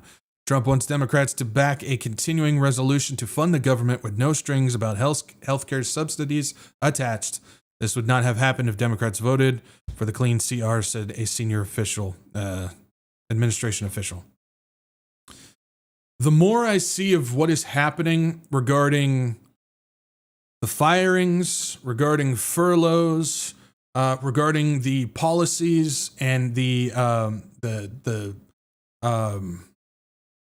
congressional matters that they're pushing, all the moves that they're making right now, and then on top of that, the moves that are being made geopolitically, the more I'm starting to believe that this is going to extend. Now, I'm not saying that is what is going to happen. I'm not predicting that. I'm not doing that. I'm just saying, based on the things that I have seen, well, we know this government shutdown is completely orchestrated. I hope you guys understand that. They wanted this shutdown, and so they were told to shut it down. That's what they're doing. But I believe that this is a tactical move. I believe that they are using this for something, and it could extend. Could be indefinitely. We can't take that out of the cards. That is a card in the deck right now. And if the government stays shut down and we see everything that's happening right now, there's a chance that this is how they're going to do a full-on policy regime shift. The power shift that we are currently seeing. I think this is Project 2025. I believe that's what we're seeing right now. This is the next stage of Project 2025. Again, that's my view on this. That's how I'm seeing it as of right now, and that's based on the different aspects that I'm seeing. But this government shutdown certainly helping in terms of deploying troops around our country. I'll say that much. It's a good way to tank the economy even more than what they're already doing with tariffs and all that type of stuff. It's a good way to collapse the job market as well. There's a lot of benefits for them by doing this and extending it and keeping it going. Keep in mind, Congress is still being paid right now. I hope you guys realize that. That was another thing that Congress passed themselves. Of course they're going to do that. Let's pass a bill that when the government shuts down, we still receive our checks. Okay, let's do that. Why? Because it benefits us. So Congress is still getting paid. Everybody else, nah. I don't know if you guys have been paying attention to what's going on with the airports as of lately. Towers are being empty because they don't have tower staff for the planes and stuff like that. They're having to have towers from other cities land and take off planes in a completely different airport in a completely different city. They're having to do that because staffing shortages and all that stuff. It's getting interesting. It's getting interesting to see. It says, under Trump, the executive branch is grabbing more power than ever, a trend that's accelerating during the shutdown that began last week. At issue is the Government Employee Fair Treatment Act of 2019 that Trump signed during the last government shutdown, which lasted a record 35 days. Called GEFTA, the law has been widely interpreted as ensuring that furloughed workers automatically would be compensated after future shutdowns. But the new White House memo from the Office of Management and Budget argues that GEFTA has been misconstrued, or in the words of one source, is deficient because it was amended 9 days later on January 25th, 2019. Does this law cover all the furloughed employees automatically? The conventional wisdom is yes, it does. Our view is no, it doesn't, a senior White House official said. The new OMB analysis is a major departure from the administration's own guidance issued by the Council of Economic Advisors this month and the Office of Personnel Management last month. Both said furloughed workers should get automatic back pay for the shutdown. The White House stance revolves around the law's amended version, which added a phrase saying furloughed workers shall be compensated subject to the enactment of Appropriations Act ending the lapse. That's a technical phrase for a shutdown. To the White House, that means money for those workers need to be specifically appropriated by Congress. The joint resolution containing that amendment to the law specified that the U.S. government would pay obligations incurred during that 2019 shutdown. If GEFTA was self-executing in future shutdowns, why did Congress do that? It's precedent, said the White House official, calling any other interpretation ridiculous. Those who represent federal workers or advocate for their behalf say that the White House is misreading the clear intent of the law. There's no legal authority to support that interpretation of that statute, said Nikisha Campbell, labor attorney with Allen and Associates. When the language of a statute is plain, courts must apply it, except in the rare circumstance when there's clearly expressed legislative intent to the contrary, or when a literal application would frustrate the statute's purpose or lead to the absurd result. The law is quite clear. The caveat is, if you follow the law, said Sam Berger, senior fellow at the Center of Policy and Budget Priorities. He called the amended language a simple recognition of the appropriations process, not a restriction on compensating furloughed workers.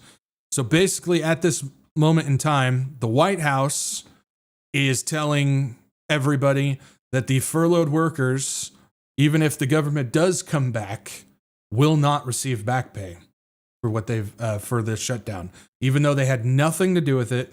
And they had no way of fixing it. And the law states that they would get back pay. Basically, the White House is saying, nope, we're not going to do it. Remember, this is the administration we were told and continue to be told is transparent, is America first, and cares about the citizens. Clearly, that is a lie. Clearly, that is a lie. So we'll see what happens with that. That just came out, so we'll see if that's gonna happen. It's just interesting because they're deploying military units across the United States, and now they're trying to crash the economy. You got 750,000 furloughed workers that might not get back pay because they have the government shut down and so on and so forth. It seems like there's something at play. Just throwing it out there. Now we have this. It says tariffs weigh on U.S. manufacturing as activity contracts for the seventh straight month. So the tariffs are destroying U.S. manufacturing, even though we were told that the tariffs was to reignite U.S. manufacturing. It's amazing how that works, right? U.S. factory activity shrank in September for a seventh consecutive month as factories grappled with the fallout from President Trump's sweeping tariffs. The Institute of Supply Management survey and other private label data will assume greater importance among investors seeking to assess the health of the economy after the U.S. government shut down at midnight on September 30th, delaying the publication of key economic data, including the closely watched employment report for September that was due on October 3rd. That's the other thing. We're not getting all the numbers for jobs and economics and all that stuff publicly put out anymore. Everything is now hidden. Everything's behind closed doors in private books, even though those numbers aren't anything that we should believe to begin with. The fact is all that stuff's now being hidden again.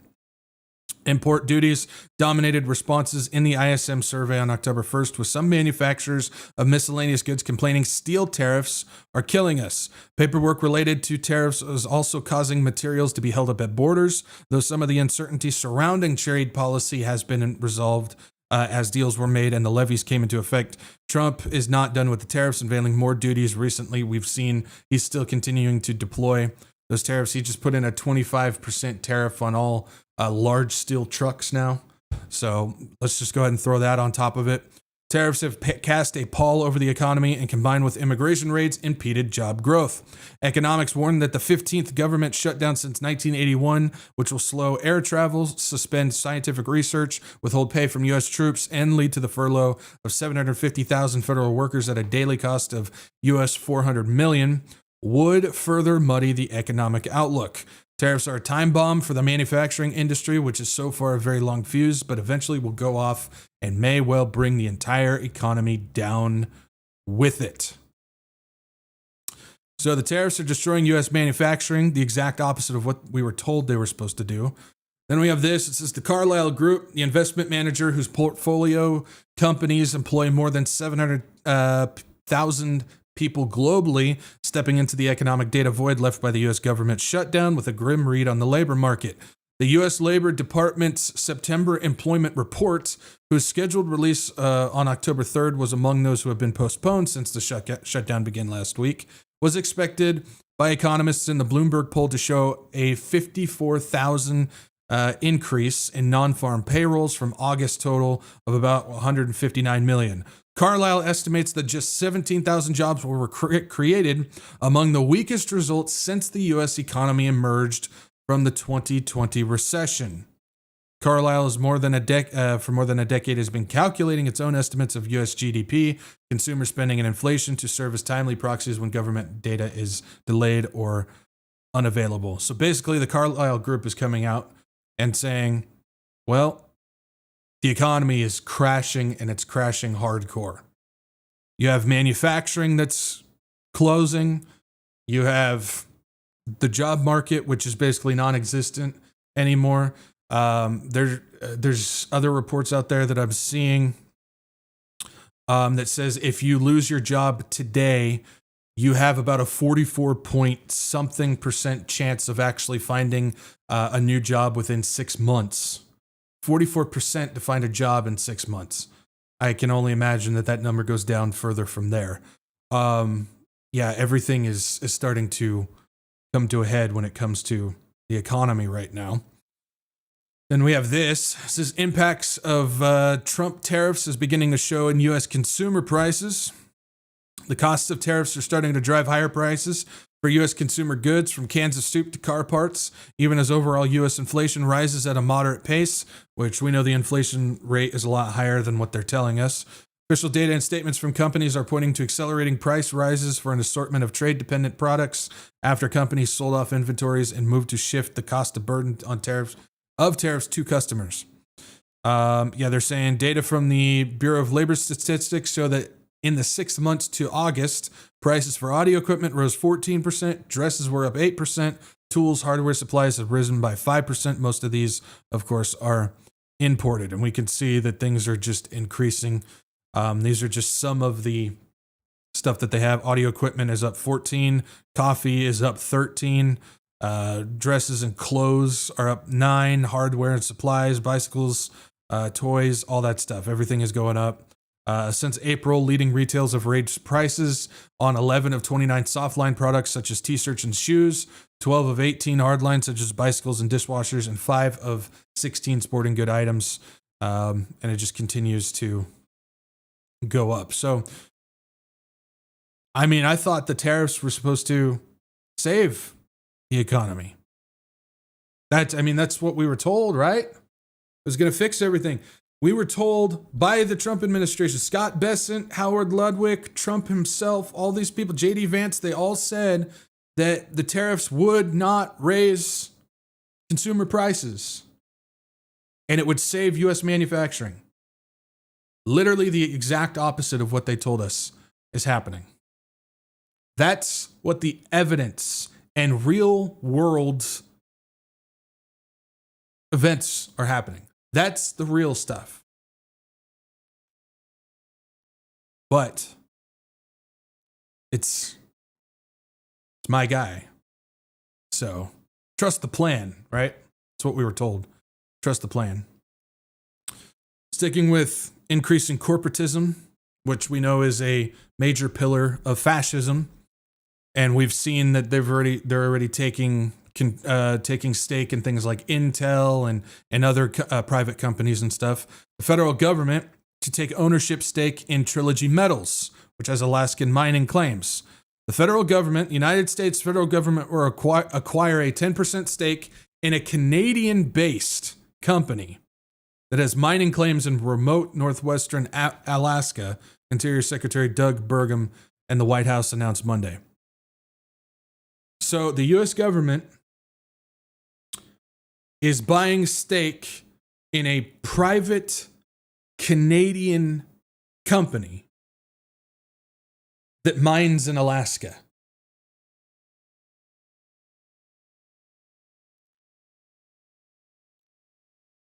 I mean, you can't even get you couldn't write a better script than that.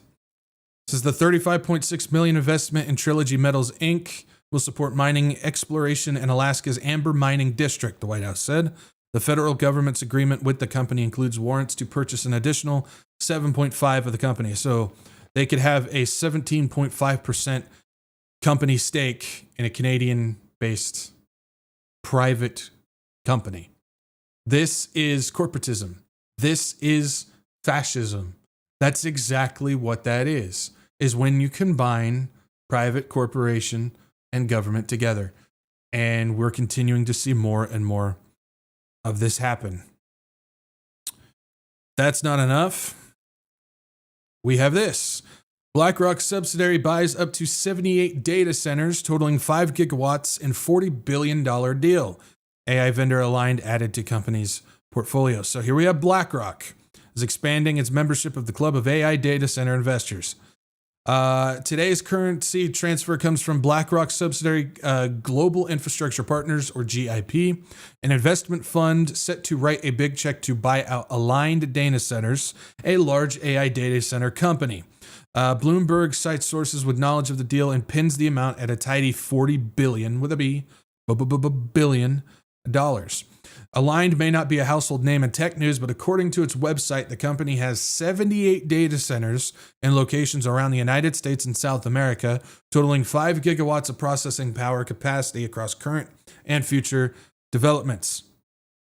Bloomberg remarks that Aligned got a $12 billion investment in January and was one of the companies that recently met with President Trump about speeding up the country's AI development.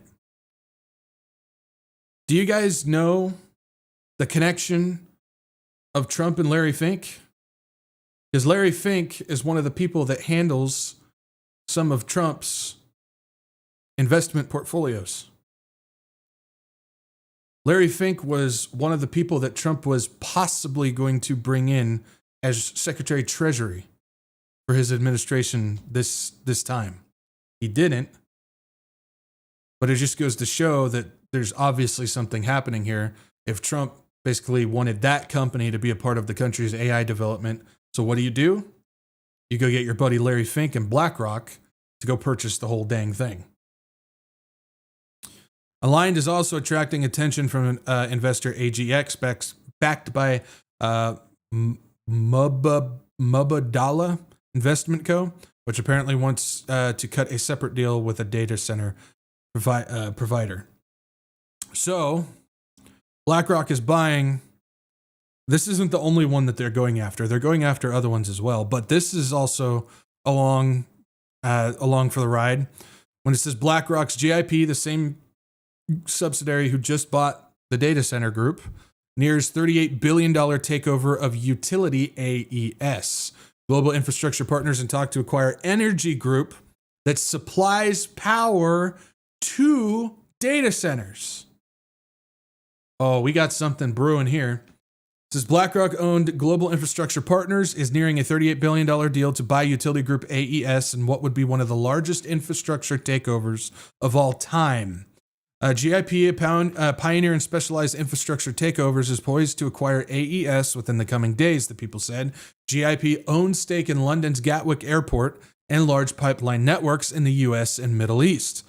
The deal will value AES at around $38 billion, including its large debts, said two people briefed on the matter. And where's that? It says AES, one of the largest publicly traded utilities in the United States, owns and operates power plants across the country and 13 other nations. It has heavily invested in recent years in renewable energy grids, which play a crucial role in supplying power to data centers owned by technology giants such as Microsoft, Meta, and Alphabet. So, I want to put it this way. I want you guys to think about this. BlackRock is buying data centers.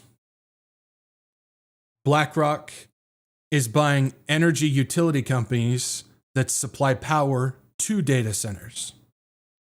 What happens when you have one company that not only owns the data centers, but also owns the power companies that provide power to them?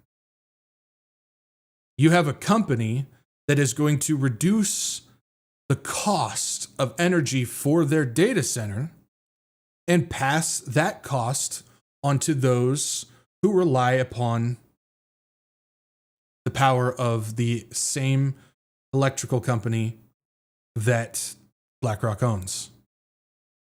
We're already seeing, and we've talked about this, the cost of electricity for consumers skyrocketing. It's up 30% in the past 4 years. On top of that, you have deals being made where data centers, the companies that are building the data centers, are getting a discounted price for electricity, and that price is getting passed on to the regular consumers, you, us.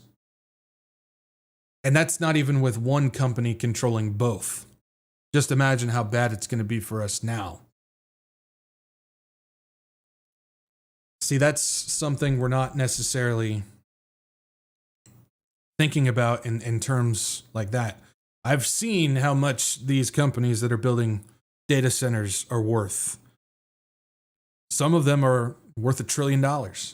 Some of them are worth several $100 billion. They're building the data centers, but they're the ones getting the reduced price on electricity to power them. And of course, power company is not going to eat that. They're going to pass it on to you. And so there goes BlackRock buying both. Yikes. Strap in, everybody. Strap in. All right. Let's talk about a few tech things going on. So we have this. It says Ring cameras can now recognize faces and help people find lost pets. It says at an event on Tuesday, this is reporting September 30th, so this was last week, week before, something like that. An event on Tuesday, Amazon unveiled a range of new AI-powered features for its latest Ring cameras and doorbells. The feature will enable Ring users to recognize visitor faces and find lost pets by connecting them with other Ring users in the same neighborhood. Amazon has launched an Alexa Plus feature that functions as a smart doorbell assistant, providing details about visitors before users answer the door. Ring is also introducing its first 4K product line with the Retinal Vision new imaging technology designed to provide clearer video. Most notable features revealed at the event was Familiar Faces, which uses AI to identify friends and family. Users can enroll the faces of their loved ones into the device, enabling Ring to alert them when it recognizes a visitor. The AI will also alert the user when an unfamiliar person is detected, helping them make informed decisions quickly. The company explained in today's blog post that the new feature is meant to empower customers to reduce notifications triggered by familiar people's routines activity. And this is equally important, is that if someone you don't recognize is lingering, you'll know immediately that they're unfamiliar. Now, we jump down here. If you want this thing, this is always funny whenever I look at this stuff. Ring Retinol 2K is available on 2 new products, Indoor Cam Plus, which is $60, and Wired Doorbell Plus, which is $180. The 4K line includes the Ring Wired Doorbell Pro, which is $250, Outdoor Cam Pro, which is $200, Spotlight Cam Pro, which is $250, Floodlight Cam Pro, which is $280, and Wired Doorbell Elite, which is $500. So you can purchase your very own spyware today for several $100s. It's always funny to go and look at the prices of these things because you're basically buying spyware. I hope people realize that. When you buy Ring doorbells, when you buy phones, when you buy smartwatches, when you buy Alexas, when you buy all these things, you are literally buying spyware to put in your home. So not only are you allowing them to study, listen, record, watch, and gather all your data, but you're paying them to do it. Why? For a little bit of convenience. It's always funny to me. But yeah, so Ring Doorbell is basically going to start doing facial recognition now, and adding that onto it. Plus, we know that Amazon has their network where all their equipment pieces like Ring doorbells, Alexas, and smart devices and stuff are all connected to the same data stream. So basically what these things are, there's full-on neighborhoods because I used to deliver food back in the day. That was a bad period of my life, I'll tell you what, but I used to deliver food back in the day. And you deliver food to a lot of these new construction neighborhoods where all the houses look the same, all identical, and all of them have Ring doorbells automatically installed in them now. They're just there. As you drive down the road, these Ring doorbells follow you. So as you drive through the neighborhood, every time you pass by one of those doorbells, it's recognizing your car. So they can follow you through an entire neighborhood just by having all these doorbells connected to each other. And so this is where we're at now when it comes to technology, and these things are continuing to grow. I just saw a thing, where's it, the Oklahoma State Fair. They're now deploying facial recognition drones that will be flying above the state fairs, scanning and watching everybody at the state fairs and stuff. It's amazing because what was it? You look at a lot of these lyrics that are written in music and stuff like that. You look at War Pigs by Black Sabbath. You see what's going on with that? We literally are seeing that happen in front of our very eyes right now. You look at Electric Eye written by Judas Priest, and that's literally what we're seeing happen right in front of our faces right now. It's not that these people were prophets or anything. It's just they could just see what's happening and read the room and put it out there. And we're literally watching all of this stuff happen in front of our very eyes right now. Most of the world will look at that and go, that's awesome. I got to get me one of those. And I look at that and go, Lord help us. That's all. That's me. That's all I can say on that one. All right. We also have this. Yeah, this is fun. So it says Text with Jesus app draws thousands as creator says AI can help some people explore scripture. App creators Stephen Peter tells Fox Business no pastors were directly involved with Text with Jesus development. Now, this isn't a new app. This app has been around for a few years, but yet Fox is putting this article out right now. I haven't seen this thing. I've seen a bunch of other stuff out there that's similar to this, but wanted to put this out there. This is another combining of AI and church and religion and all these types of things, which of course we're seeing the churches actively embrace this stuff. You see them on their sermons. They're using AI generated pictures. We see prophecy YouTube channels that are utilizing AI generated thumbnail images. We're seeing pastors like Andy Woods with his Ask Andy AI program. We see Patrick Wood out there, who for years has been warning about AI and is now telling all of his followers you need to use AI, otherwise you're going to fall behind on what's going on.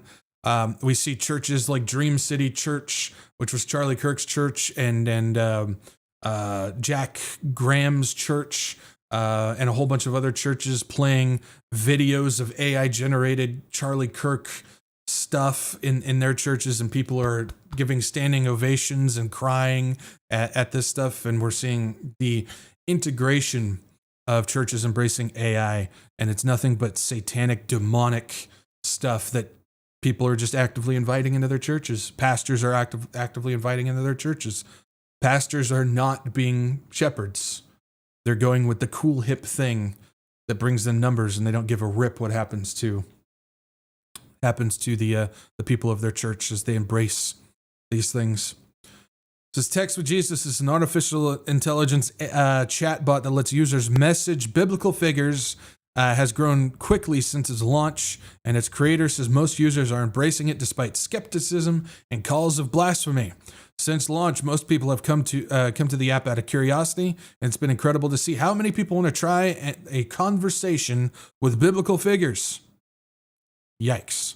On the app, users can text with Jesus, Moses, or other figures and receive AI-generated responses that quote scripture directly. There's like Mary, you can chat with Mary on there, you can chat with Paul on there. Of course, the AI versions of these people. It says in one exchange displayed on the app, Jesus, quote unquote Jesus, tells a user anxious about work, do not be anxious about anything, but in every situation, by prayer and petition, with thanksgiving, present your request to God. So it just throws out. So if you thought verses were taken out of context before, we're at a whole new level now. It says the app powered by OpenAI's ChatGPT and developed by Catloaf Software. That's quite a name. Los Angeles-based company founded by Peter, who came to the United States from France. Peter previously built lighter apps such as Text from the Founding Fathers and Text from Oscar Wilde before turning to Scripture, first with a static devotional tool, then with an interactive version. There's one, Spiritual Counselor, which is just an AI bot. Isn't that nice? Well, so we have this.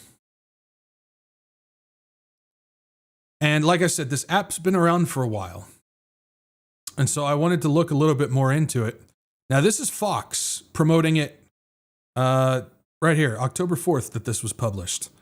If we go back to 2023, Fox also promoted the same app, but this time it was warning.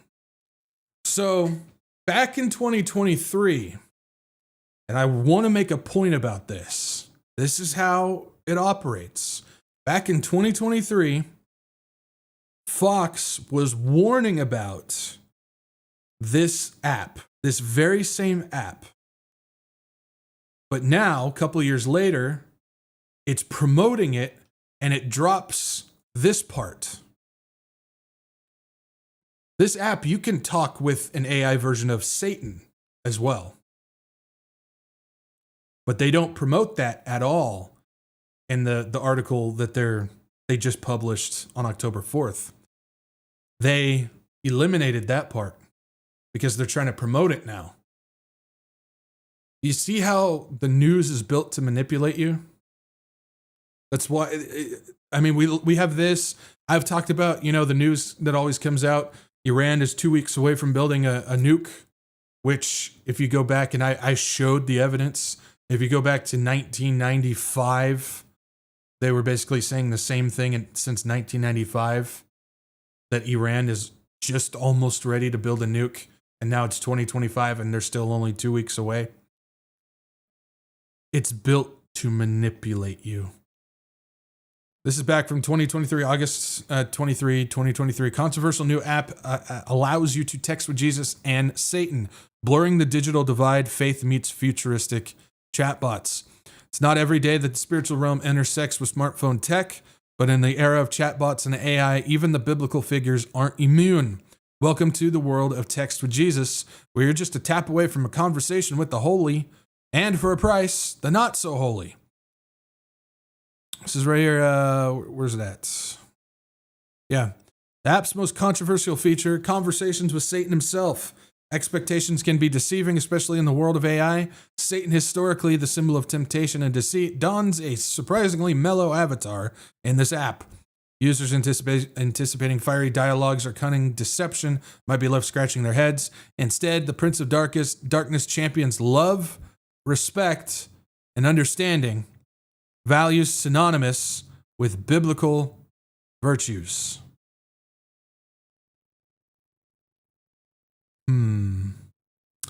It also goes on to talk about how there's text with Buddha, text with Allah, and several other religions that all have basically the same app with just a different avatar and stuff on there.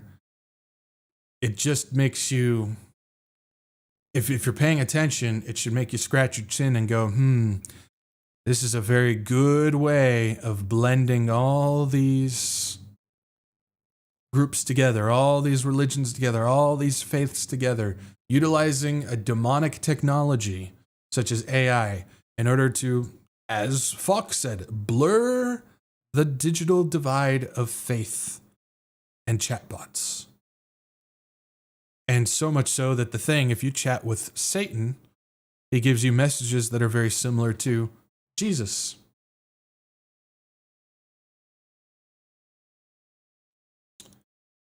But pastors and churches, just go ahead and just use AI just because it makes your life easier and stuff like that. Just feel free to do it. Who cares, right?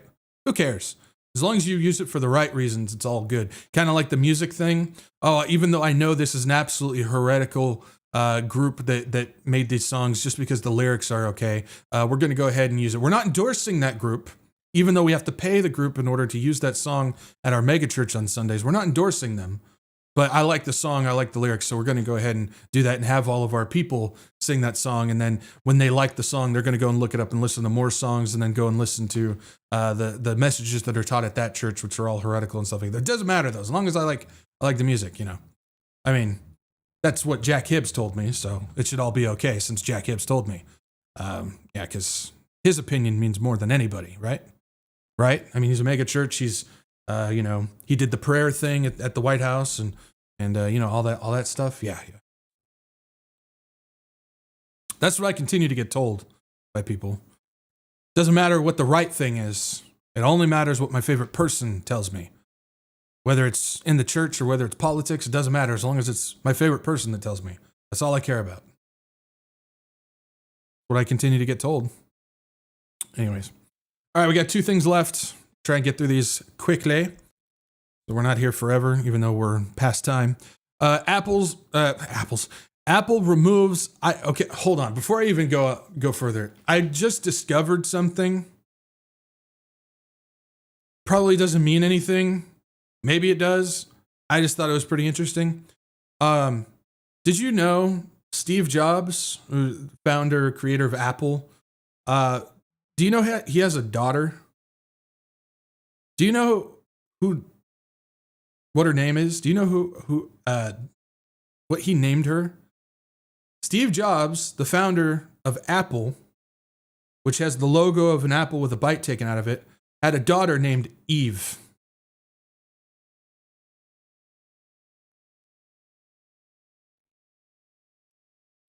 I just thought that was interesting. I had no clue. I just found that out a couple days ago. And I'm just like, what on earth? Yeah. It's always funny that the 2 main operating systems for all of our technology today is Apple and Android. One is an apple with a bite taken out of it, and one is a robotic humanoid. Something to think about. Anyways, let's get back to this. Just thought it was kind of random. Apple removes ICE tracking apps after pressure by Trump administration. So the Trump administration went to Apple and said, you need to take these apps off your app store. It says Apple said on Thursday that it had removed ICE Block, the most popular ICE tracking app, and other similar apps from its app store after it was contacted by Trump's administration in a rare instance of apps being taken down due to a U.S. federal government demand. The app alerts users to ICE agents in their area, which the U.S. Justice Department said could increase the risk of assault on U.S. agents. ICE has been a central part of Trump's hardline immigration agenda, and its agendas have regularly raided and arrested migrants and U.S. citizens, even though it doesn't say that, this is what's going on. And rights advocates say free speech and due process are often being infringed in the government's deportation drive. Based on information we've received from law enforcement about the safety risks associated with ICE Block, we have removed it and similar apps from the App Store, Apple said in an email statement. So basically what they're saying is, we can track you, but you can't track us. We can watch you, but you can't watch us. We can know who you are, but you can't know who we are. Anybody see a problem with that? Anybody see a problem with that? Remember, and I hope people realize this, they work for us, not the other way around. Even though that's what they've been telling us forever, is that we have to be under their thumb. They work for us. Congress works for us, the people. We the people. But yet, they want privacy. They don't want us to know who they are, where they're at, what they're doing. But yet, they can do it to us. Anybody see a problem with that? They track us 24/7. They record us 24/7. They know all these things about us. They know more about us than we know about ourselves. But then when somebody decides to make something that could actually protect them by saying, hey, here's an app that helps locate where some of these ICE people are so they help avoid this situation. Nope, that's too far. It's too far. The civilian surveillance of federal immigration agents have become more assertive since Trump's return to office, as activists say that they are trying to protect their communities from aggressive enforcement by ICE agents. Legal experts have told Reuters that surveillance of ICE is largely protected under the U.S. Constitution, as long as they do not try to obstruct law enforcement. Apple has removed more than 1,700 apps in its App Store since 2024, most of them from China and Russia and South Korea. Over the last 3 years, the United States does not appear to be one of the countries where apps have been removed due to government demands. I don't believe that. I don't think that's full reporting, but the company's actions may also lead to further scrutiny over the ties that tech firms have built with the Trump administration during his second term. Since Trump took office, ICE has raided multiple facilities with immigrants who are in the U.S. illegally and ramped up enforcement with $75 billion in new funding through 2029 for ICE. The agency also arrested visa holders and permanent U.S. residents targeted by Trump administration over pro-Palestinian advocacy. It says ICE Block is designed to put ICE agents at risk just for doing their jobs, and violence against law enforcement is the intolerable red line that cannot be crossed, said Pam Bondi. Bondi also threatened one of the creators. It says Bondi has previously argued that Joshua Aaron, the Texas-based creator of ICE Block, is not protected under the Constitution, and that they are looking at prosecuting him, warning him to watch out. So stripping the rights of people and then threatening the creator of somebody who created something that is legal, saying he has no constitutional right. My word. But somehow people are in favor of what is happening right now. Again, I've said this before and I'll say it again. This world, but in this case specifically this country, is so far gone, it cannot be repaired. There has been so much chaos and so much authoritarianism that has completely set fire to the actual rule of law within our country that it cannot be fixed. This country's collapse is on a train, downhill, no brakes. But yet there is peace in destruction for those who have Jesus Christ. There is peace in the destruction. I used to be one of those patriots. Again, I had my high school email. I still have it as my junk email. Freedom fighter. That's who I was.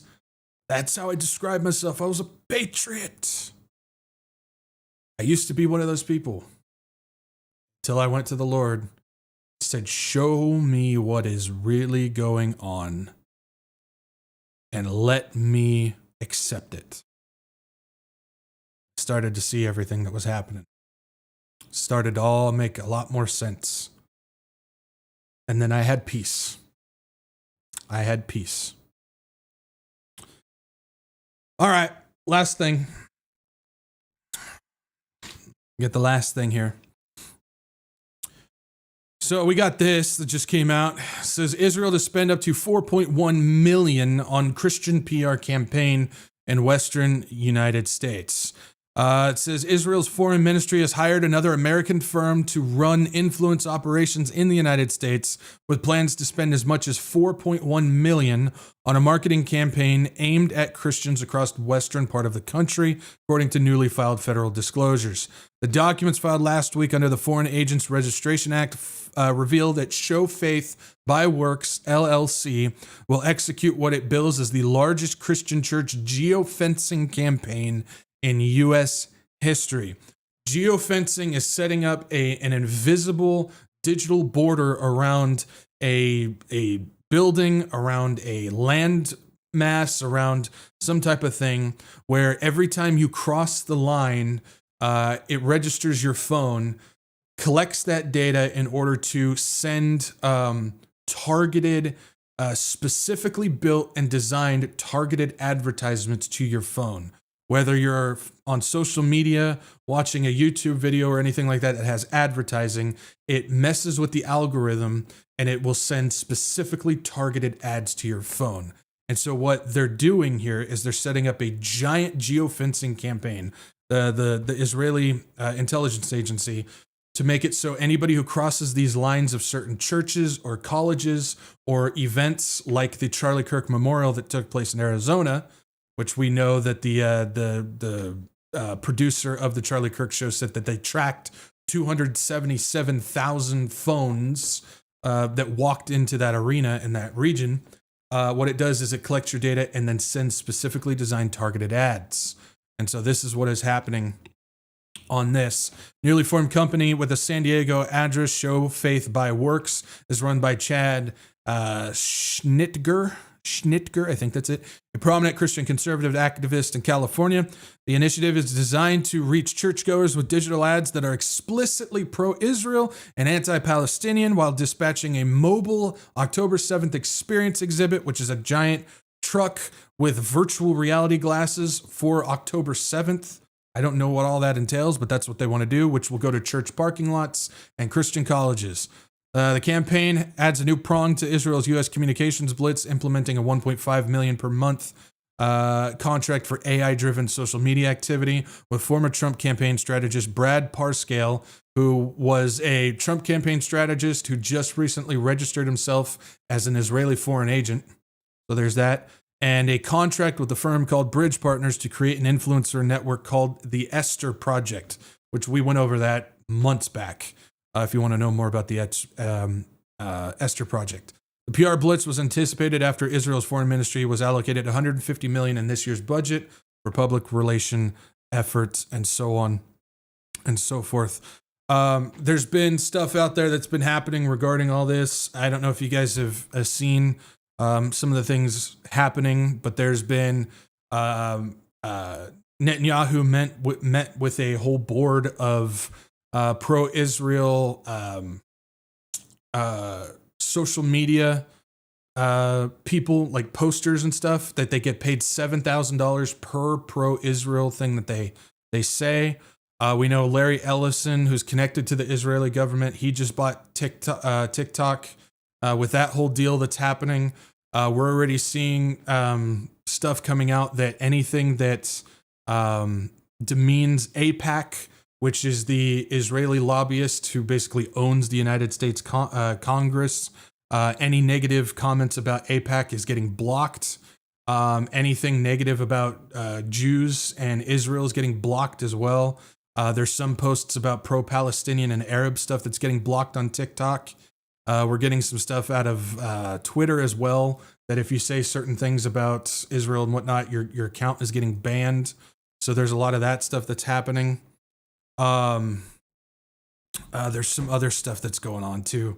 I don't know if you guys saw this, but it was just confirmed by the same dude who's producer of the Charlie Kirk show, who said that they tracked 277,000 people, basically confirmed that Charlie Kirk was indeed turning his back on the pro-Israel campaign, because he started hanging out with people who were telling the truth regarding some of the stuff that's happening from the political climate of Israel, and he lost sponsors and stuff like that, and so that came out regarding that. So do with that with what you will.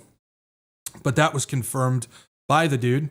If you believe anything that's going on with that whole situation, which I don't personally, but just thought I'd let you guys know.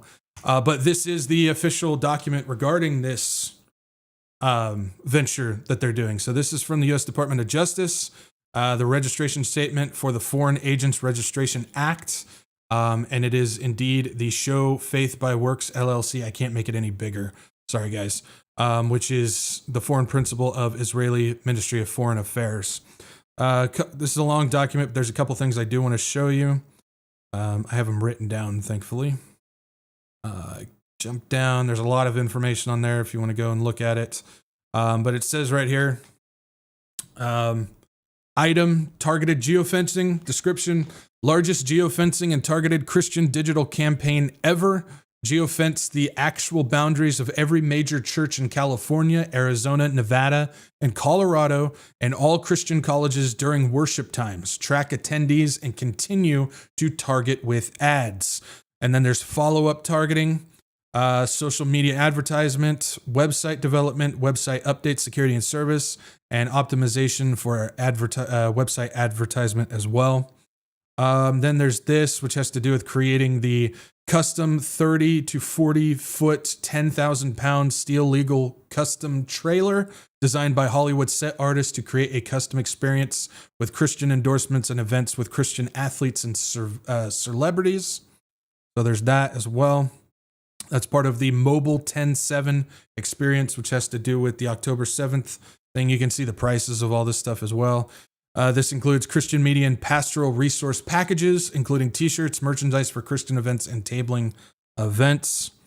If you jump down, number of Christian megachurches, they're targeting 219 in California, 14 in Nevada, 38 in Arizona, and 32 in Colorado. So they're going after all those as well. Let's see here. Yeah, they got these as well. Churchgoers, they have an estimate of churchgoers, how many are in each state and at each church that they'll be going after with the geofencing campaign. They talk about number of Christian colleges, their population, targeted population that they're going to be hitting with those. Let's see here. Here's the list of churches. Just go slow. They literally have listed all these churches and their locations. Look at this. These are all the churches that have agreed to allow them to geofence their churches. These are in Texas too. These are all Texas churches. Look at this.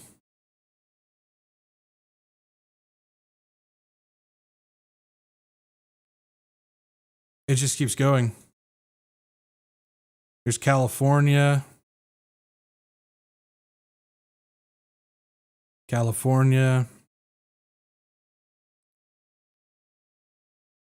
And they got Arizona and Nevada. That's all in there as well. These are all the denominations that they're hitting. This is all registered with the government. And these are all churches that have agreed to this. Saw Patrick, you said, what are people doing on their phones during churches? It has nothing to do with being on your phone. As long as you walk across that line, that geofence line, doesn't matter if your phone is on, doesn't matter if you're using your phone, doesn't matter if your phone is off. It's grabbing it. And now your phone is a target for those ads. Your phone doesn't even need to be on. Proton, scrolling too fast. I'm not going over all the churches. There's too many. I'm just telling you how long this list is. So it just keeps on going. Let's see here. There's another. Yeah, so this is the official presentation. Gotta zoom this out here. Activity, it says combat low American evangelical Christian approval of nation of Israel. Use biblical arguments to highlight the importance of Israel and the Jewish people to Christian. Educate Christians on the historical importance of Israel and significance of the region. Increase awareness of Palestinian ties to Hamas and support terrorism with evangelical populations. And counter new evolving pro-Palestinian messages and whatnot. But yeah, this thing, where's it at? Yeah. Higher Christian staff in high density Christian areas, Arizona, Nevada, California, Denver, Colorado. Like I said, they're already in Texas too. Physical staff present at Christian colleges, Christian seminaries and churches. Pastoral resource packages. All the churches that have agreed to the geofencing, that entire list that we went through, getting kickback. They're getting paid to do it. Keep that in mind. They're going after colleges and stuff. I'm surprised this isn't connected to TPUSA, honestly. Podcasts, social media influencers, largest geofencing and Christian targeting campaign in U.S. history. Geofence and digitally target Christians who attend a mega church in our target markets and beyond. What they're doing, plus their truck that they want to do. Christian events will be at Harvest Festival, which of course is Greg Laurie. Annual Southern Baptist Convention meetings, the G3 conference. They'll be there as well. Let's see here. There's another thing. Yeah, we can see here. These are what they're targeting. The regions that they're targeting on this. They have full-on packages and podcast recordings and stuff that they'll send to pastors who want them in order to do this, plus actual training. They'll do training for this stuff. And then possible Christian celebrity spokespeople that'll be a part of this. Chris Pratt, John Voight, Tim Tebow, Stephen Curry, Clayton Kershaw, Mark Driscoll, Rick Warren, Greg Laurie, and other ones that haven't been listed, along with young female Christian college athletes and influencers.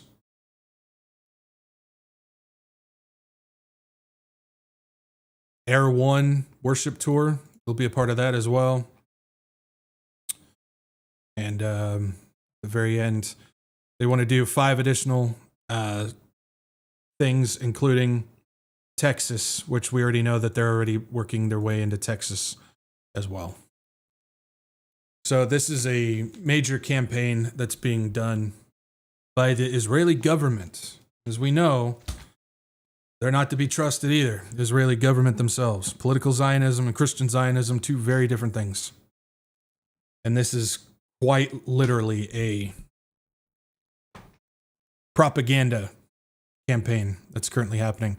And I hold to the thing where the more this stuff happens, the more Israel tries to push this stuff out, the more aggression people actually create towards Israel. And I think this is feeding towards that eventual prophecy where the entire world will turn against Israel. I think they're not helping their case when they do stuff like this. I really don't. The more they continue to try to push this stuff out, the more the world has more aggression towards them. And I think that's important that we recognize that, that this is feeding into that whole situation. So a lot of stuff, I know. A lot of stuff. We're way over time. But yeah, we always end, of course, with the most important thing, which is the gospel of Jesus Christ. Again, with all the stuff that's happening in this world, and we continue to see it crashing down around us, if we truly let go of this world and we just continue to stand with Christ, then we should have peace in the destruction that's currently happening right now. And that can only be found with Jesus Christ, and his gospel is as simple as ABC. A is you admit that you're a sinner, the act of repentance, the changing of mind, metanoia, turning from self to Christ. That's what allows us to have true belief in Jesus Christ. Because how can we believe in Jesus Christ as our Savior if we don't know why we need Jesus Christ as our Savior? And it's through repentance that allows us to truly believe in Jesus Christ. We believe that Jesus Christ is the one and only begotten Son of God, that he came down 100% man, 100% God, the God-man, the one and only, and he lived the perfect sinless life, the one and only to do so, which means he was the only one qualified to carry the sins of the world upon his shoulders to the cross, where he took my place on that cross, where he was crucified and he died. But because there's power in the blood of Jesus Christ, and he did exactly as he promised he would, he defeated death and rose again on the third day. For all who believe in him shall not perish, but live forever in his presence and in his glory. The glory is his. He did the work, the finished work upon the cross. There's nothing we can do to earn it, to add to it, to transact for it. And see, we call upon the Lord. When we receive the salvation of Jesus, we are indwelt with the Holy Spirit. We are sealed by the Holy Spirit, where we are given an incredible gift of prayer that allows us direct access to the throne room of God. Where we can say, Lord Jesus, I am a sinner. I have sinned. I need you alone to save me, Lord. I believe that you are the one and only begotten Son of God, that you came down 100% man, 100% God, the God-man. You lived a perfect sinless life, that you died upon the cross and that you rose again on the third day. Lord Jesus, come into my life, come into my heart and save me, Lord. Lord, please be with me as I walk through this world right now. Be with us as we walk through this world, Lord, where everything is crashing down around us, where things can make us depressed and uncomfortable and just so saddened by everything that we once held dear is now starting to collapse, Lord. But we understand that this is not our home. This is nothing but a temporary world, and our hope and our trust and our future is within you, Lord, and that you give us peace in this destruction, that eventually everything that falls apart and everything that breaks, you will burn, and that you will bring in something brand new, according to the prophecy that we find in your word. Lord, help us to be strong, be bold, and to find peace in all of this, and be with us, and come soon, Lord Jesus. In holy name we pray. Amen. Amen. A lot of stuff going on. Well, we are way over time. There's not a lot of questions, so I'll just kind of go through these real quick. Doesn't seem like there's a lot going on here. Just give me 1 second. Got to do one thing. Okay. Okay, T. Mickey, question. What is the ring hanging from Zach's microphone? This was a gift given to me long time ago. And it's a necklace that's worn by a character in a game that I used to play when I was younger. And it's can't even remember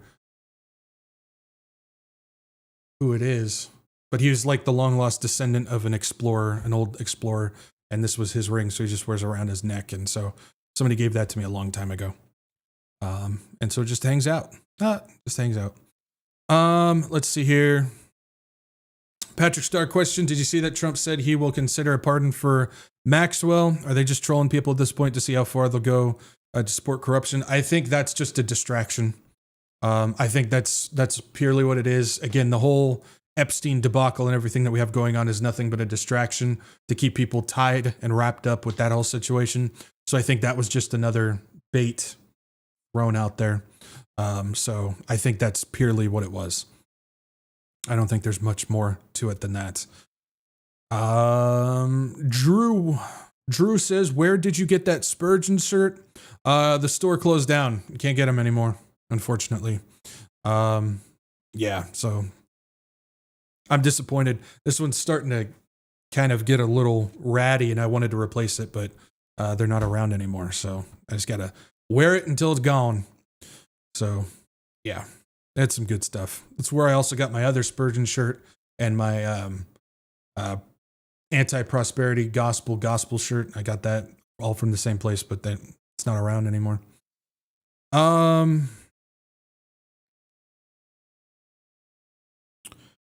Noaso 56. Zach, I live in Vancouver, Washington, just over the bridge from Portland. Now, I'll tell you that Portland is a pit, but it's not a war zone, not even close. He's lying. Yeah, I'm with you on that, Noaso. You're right there, so you have a better view than I do. But if even from my perspective, from my position, if I can see it from here, yeah, it is a pit. There's a lot of bad people there. A lot of bad things happen there, but it's not a war zone.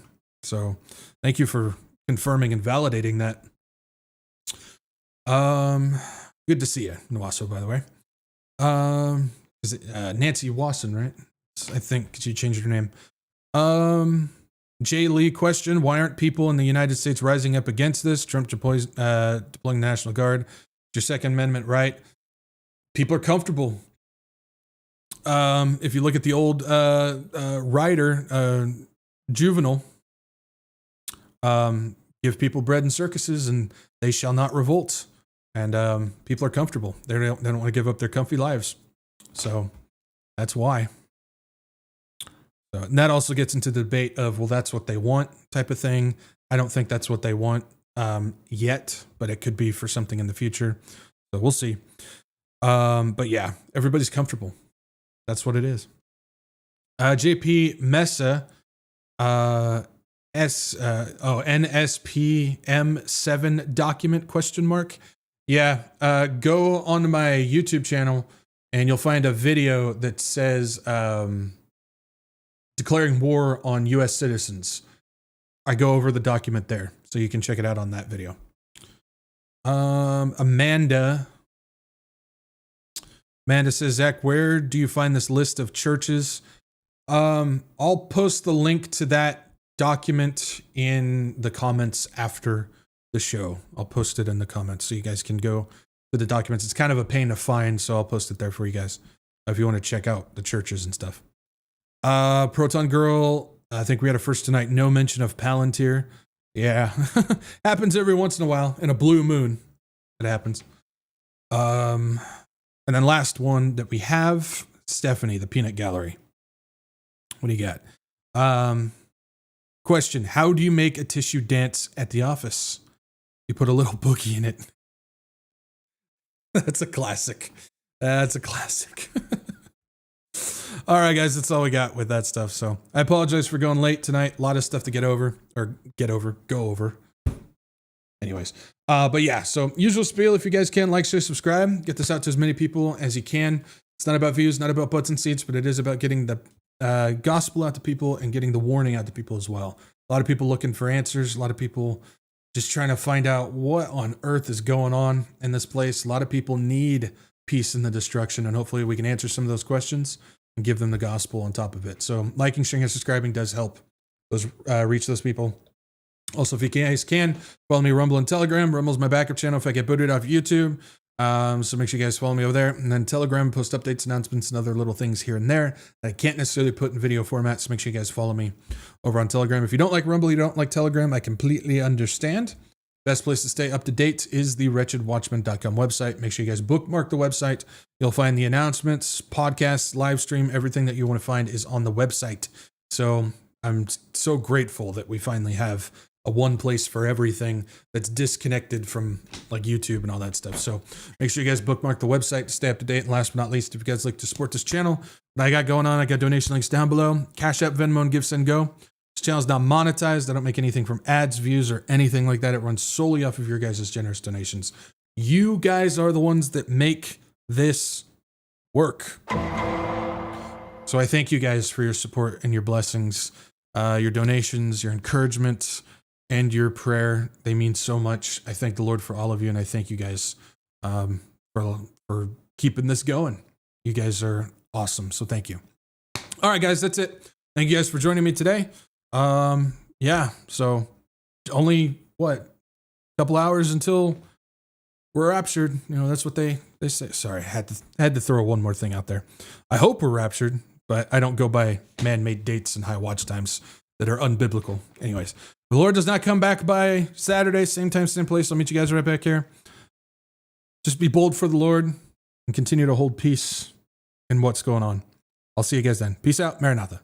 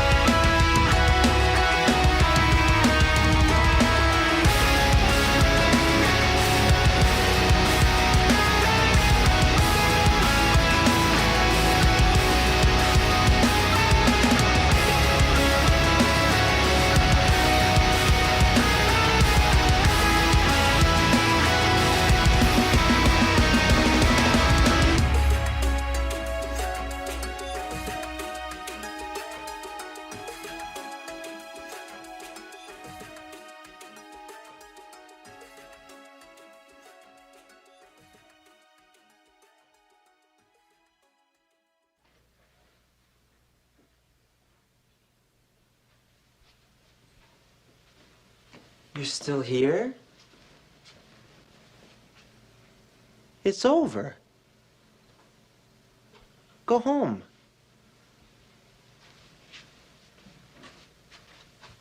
Go.